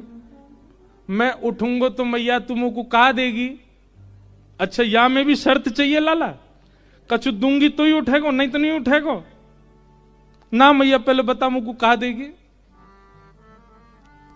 तेरे कारण श्याम सुंदर, तेरे कारण श्याम सुंदर, मैं नई मुरलिया ली हूं लाला, नई मुरलिया। लाला देख तेरे काज नई मुरली लेके आई हूं मैं। और जैसे ही मुरली को नाम सुनो, सोई ठाकुर जी ने रजाई दूर कर दी, उठ के बैठ गए। और बैठ करके मैं कहां है मेरी मुरली कहां है। जैसे ही ठाकुर जी उठ के बैठे, मैया ने मुख से दूध लगायो, लड्डू खवायो, लई आरती उतार दी, है गई मंगला। उठ गो लाला, अब चल बैठो ही रहे, रजाई वजाई सब उठा के ले गई। ऐसे उठे ठाकुर जी। तो भोर के श्रीनाथ जी ऐसे लगे कि वास्तव में आलस में है भाई। श्रृंगार के बाद ठाकुर जी लगे नवे धुवे बिल्कुल राज दुलारे बन के आए हैं। उत्थापन में ठाकुर जी के अनुभव होवे, गैया चरा के आए हैं, गौ रज लगी हाथन में, गौ रज लगे मुख पे। और शयन में ऐसा अनुभव होवे कि ठाकुर जी के नेत्रन में नींद भर आई है।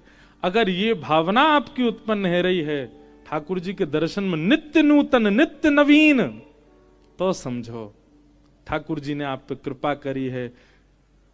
कृष्णदास जी की जो पंक्ति है, सजल श्याम घन वरण लीन है, जाकू ठाकुर जी वर्ण कर लें, जाकू ठाकुर जी स्वीकार करें, वही को ही ये अनुभव ऐसा सके, सबको नहीं। हमारे नाना जी कहो करते, लाला मैंने कि नाना जी श्रीनाथ जी कैसे दिखे, तो बोले लाला पहली बार जैसे ही मैं मंदिर गयो तो देखते ही ऐसा लगी जन कौन ग्वारिया को ने 100 बालक खड़ो सामने। यूं लगी नहीं कि कोई पाषाण है, कोई मूर्ति है, कोई धातु है, या कोई मंदिर के ठाकुर जी हैं, ऐसी लगी कोई बालक खड़ो सामने। श्री जी बाबा लगे ऐसे ही हैं।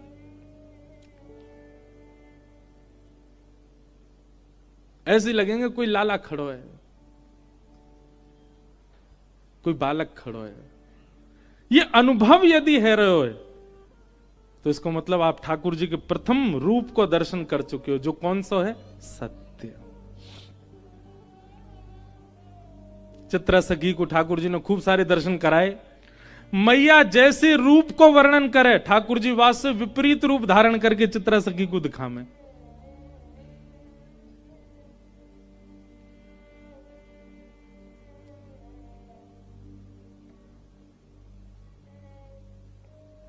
मैया के मेरो लाला कारी कमरिया ओढ़े, सो ठाकुर जी पर्दा खोल करके लाल कमरिया में दिखा दें, विपरीत। और जैसे मैया देगा सो कारी कमरिया पहना। इतनी झटपट अपना श्रृंगार बदल लें, उनकी बात तत्परता पे, मतलब चित्रा सखियों देख रही है कि ये कितने तत्पर हैं, मतलब मुंह को दिखावे के काज ये अलग श्रृंगार। और मैया देखेगी तो इतनी देर में ठाकुर जी दूसरा श्रृंगार पहन लें, मतलब ये रास नहीं है तो क्या, यही तो रास है। रास का मतलब क्या, कि ठाकुर जी आप पर कृपा करने के लिए बार बार भेष बदल रहे हैं, बार बार कोई लीला कर रहे हैं।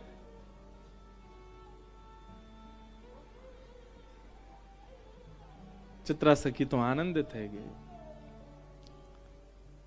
हमारे पूज्य श्री मलुक पीठ वाले महाराज जी एक पंक्ति गामे, एक पंक्ति नहीं केवल एक लाइन गामे, और वो मेरे मन में ऐसी घर करके बैठ गई। मैं 24 घंटा सोचूं, या से आगे कहा, या से आगे कहा, खूब ढूंढो मुंह, कहीं मिलो ही नहीं। वो एक ही लाइन है, ये देखो श्याम, ये देखो श्याम, यही तो है मेरे जीवन प्राण। ज्ञान और वैराग्य में शांति से विराज जाओ सब लोग। ज्ञान और वैराग्य में जब तक प्रेम निश्रित नहीं होगा तब तक भाव का उद्दीपन नहीं हो सकता। ज्ञान बहुत जरूरी है, वैराग्य भी आवश्यक है, त्याग भी जरूरी है, पर प्रेम युक्त प्रेम आवश्यक है। ठाकुर जी जन्म आदि से बिल्कुल परे हैं, पर यही ब्रज की लीला में आ जाए, यही श्रीनाथ जी के चिंतन में आ जाए, यही अनेक भावों में आ जाए, तो वहां सब श्रेष्ठ हो जाता है। वहां ठाकुर जी जन्म भी ले रहे हैं, वहां ठाकुर जी सबन के संग खेल भी रहे हैं, ठाकुर जी को चोट भी लग रही है, ठाकुर जी को पीड़ा भी हो रही है। निर्गुण निराकार निरीह ब्रह्म जब प्रेम के सांचे में ढलते हैं तब कृष्ण बन जाते हैं। आप यदि प्रेम उपासक नहीं हैं तो आपके लिए वे नारायण रूप में रहेंगे, वे चतुर्भुज रूप में रहेंगे। लेकिन यदि आप प्रेम उपासक हैं तो आपके लिए वो कृष्ण बन करके आएंगे और कृष्ण लीला करेंगे।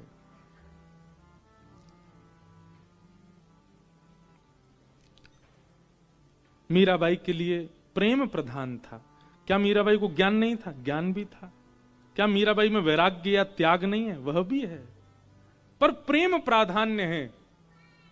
प्रेम प्रधान जब होता है तो ज्ञान और वैराग्य सब प्रेम के पोषक बन जाते हैं और उसको पुष्ट करते हैं।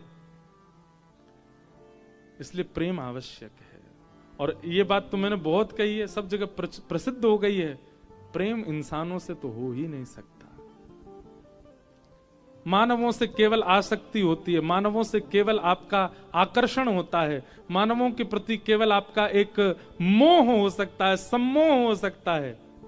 अगर चित्त में प्रेम प्रकट होगा तो वो श्रीनाथ जी को देख के ही होगा, राधा रमण जी को देख के ही होगा, राधा वल्लभ जी को देख के ही होगा। व्यक्ति विशेष को देख करके हो रहा है तो आकर्षण है। और एक चीज, हाँ, व्यक्ति विशेष में गुरु के प्रति प्रेम हो सकता है, और प्रेम जिससे काम कोसों दूर है वो प्रेम है। नंददास जी का चरित्र आता है। हमारे नंददास,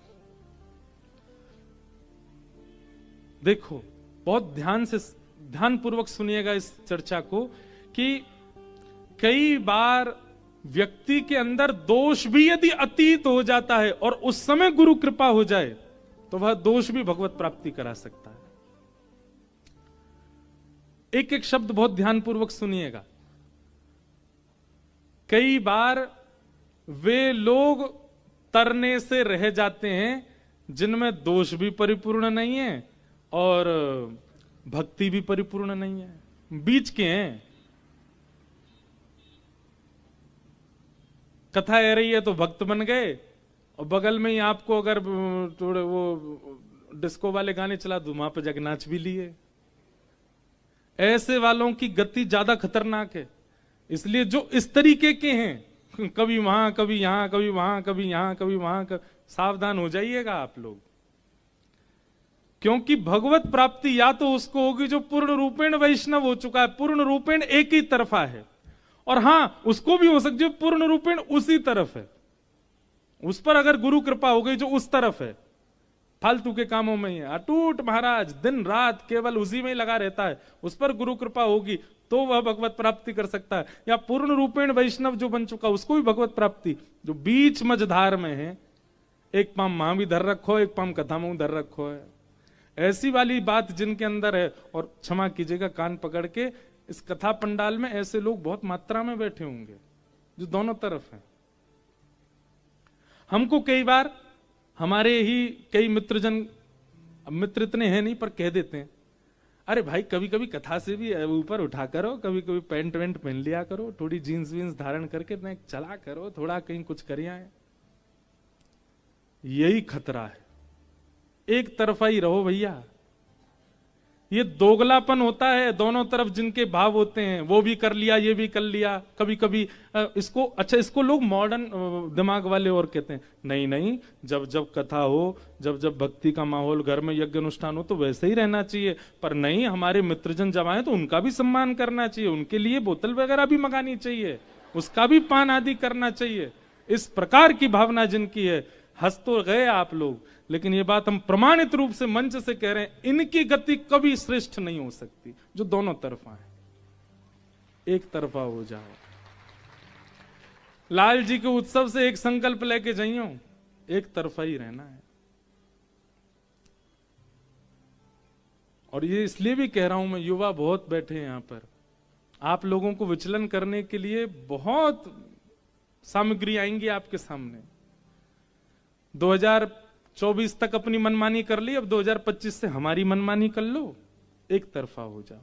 आपको उस तरफ रहना तो वहीं के परिपूर्ण रहो, पूरे पूरे रहो वहीं के, वहां पर भी चूक मत करो। और यहां रहना तो यहां पर भी परिपूर्ण रहो, यहां भी चूक मत करो।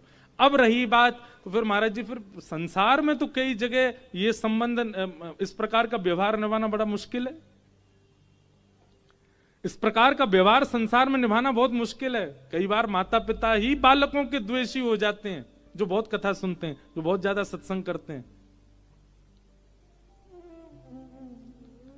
कई बच्चों ने तो ऐसे पत्र भी भेजे, आप ये हमारे पिताजी का नंबर महाराज जी प्लीज आप एक बार कह दो, वो हमें भेज दें। ये हमारी माता जी का नंबर आप एक बार बोल दो, वो हमें भेज दें।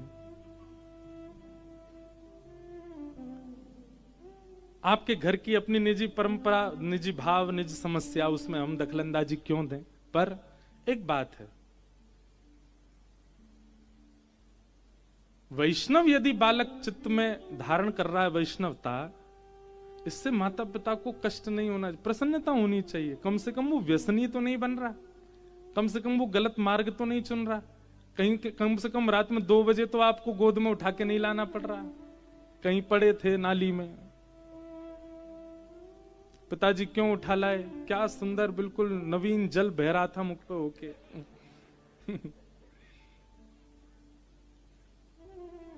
गण जन मेरे पैर दबा रहे थे, पता चली गण नहीं थे, वो सूकर थे। ऐसी स्थिति में तो नहीं है बालक। एक तरफा हो जाओ। तो रही बात व्यवहार कैसे निभाया जाए, मीराबाई ने भी तो निभाया। मेवाड़ से मीराबाई तब तक नहीं गई जब तक अपने सारे कर्मों से निवृत्त नहीं हो गई। खूब ननद ने भी कष्ट दिए, खूब उनके देवर ने भी कष्ट दिए, परिवार ने खूब कष्ट दिया, पर सबको सहती रही। और जब मीराबाई को लगा कि अब मेरा यहां रहना कोई उचित तो नहीं है, अब यहां रहने से केवल और कारण बना था, मीराबाई को विष देने के लिए एक वैद्य को बुलाया, उससे कहा कालकूट विष बनाओ, मीरा को पिला दो, और ये कह के पिला देना कि तुम्हारे हरि का चरणामृत है, तुम्हारे हरि का चरणामृत है। हरि चरणामृत मान करके मीराबाई पी गई, कुछ नहीं हुआ मीराबाई को।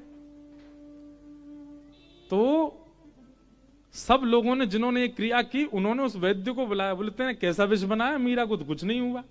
बोले महाराज वो विष पीना तो दूर, उसको सूंघ लो तो उसका विष, वो विष प्रभाव कर देगा। इतना कालकूट विष था, मीरा पर उसका प्रभाव क्यों नहीं हुआ मुझे नहीं पता।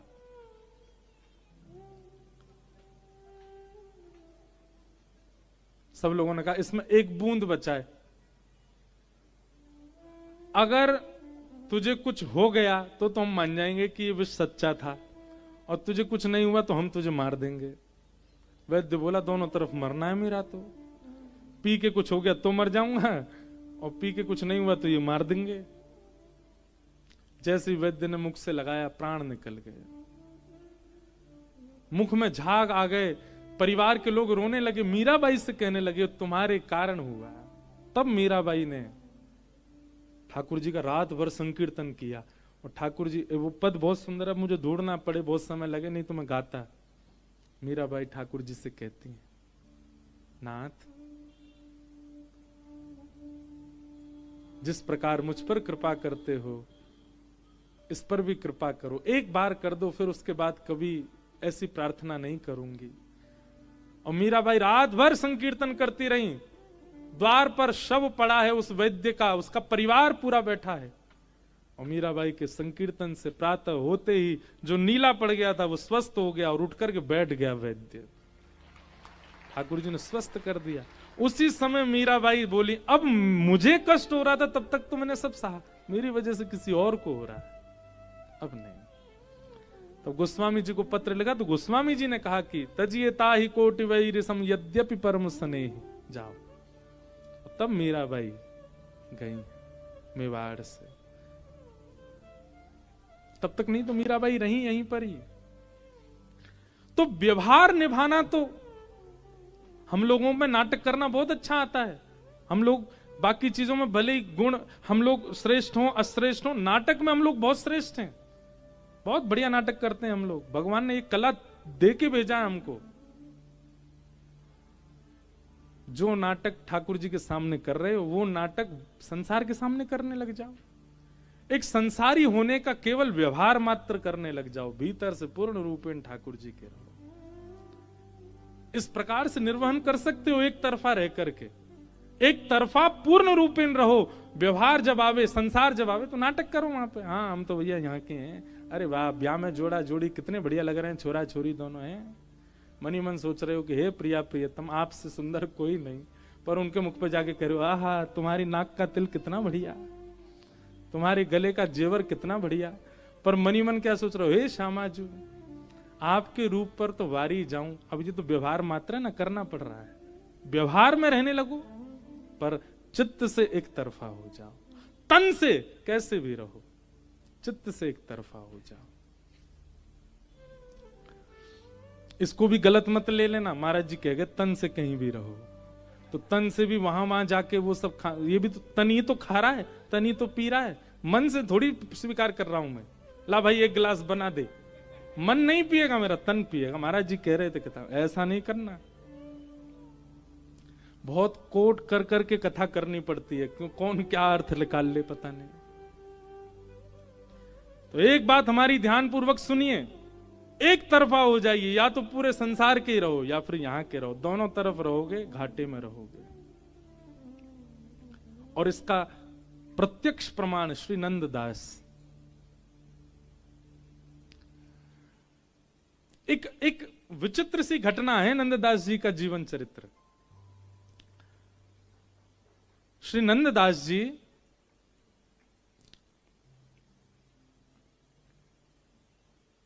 तीर्थ यात्रा करते करते वृंदावन आए, और वृंदावन में आकर के इतना मन लगा उनका कि ब्रज में ही बस गए, तो कहीं गए नहीं।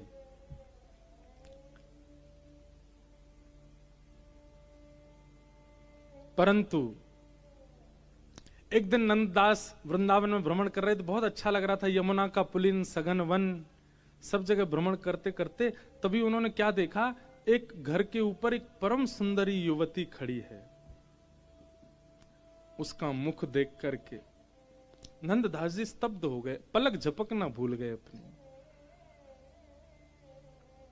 देखते रहे उसके चित्त को, उसके स्वरूप को। वो अपना कार्य करके जैसी चली गई तो नंददास व्याकुल से हो गए, कहां है, ढूंढने लगे, खिड़की से झांकने लगे, द्वार पर ही पहुंच गए। किसी ने आके दरवाजा खोला, बोले बताइए क्या काम। बोले एक युवती छत पर घूम रही थी, मुझे उसको देखना है। वो किसी को भी अटपटा लगे ऐसा कोई कहे तो,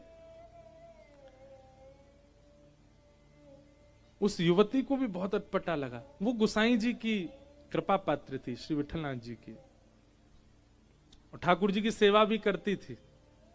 पर देखो ठाकुर जी कैसे आपको खींच के लाते हैं, कहां से किस स्थिति में ले आते हैं। इसमें भी गुरु कृपा भगवत कृपा दोनों विद्यमान है।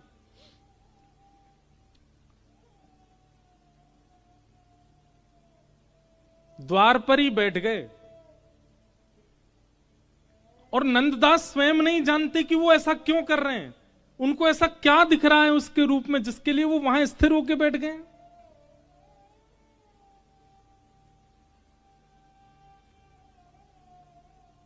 अब तो जैसे ही वो झांकने के लिए आवे उतनी ही झांकी कर लें नंददास जी उसकी, उसको देखने में इतने तत्पर हो जाए। उनके पति, विवाहिता थी, उसके पति लौट करके 2 दिन बाद आए तो उसने पति को बताया, बोले द्वार पे बैठे हैं और ये पता है क्या कहते हैं, बोले उनको देखना है मुझको, मुझे तो बड़ा अटपटा लगता है इनके सन्मुख जाना। पति ने जाकर के नंददास जी से कहा, बोले ये आप जो व्यवहार कर रहे हैं ये उचित नहीं है, ये कैसे आप यहाँ बैठ करके और उनको देखना चाहते हो, ये कोई अच्छी बात है ना, तो आपके लिए अच्छी ना हमारे लिए अच्छी, आप जाइए यहां से, ये कोई उत्तम व्यवहार नहीं है आपका। नंददास जी बोले मैं स्वयं जानता हूं, पर पता नहीं क्यों मैं स्वयं को उठा ही नहीं पा रहा, मैं जा ही नहीं पा रहा यहां से, मुझे कुछ तो अनुभव होता है।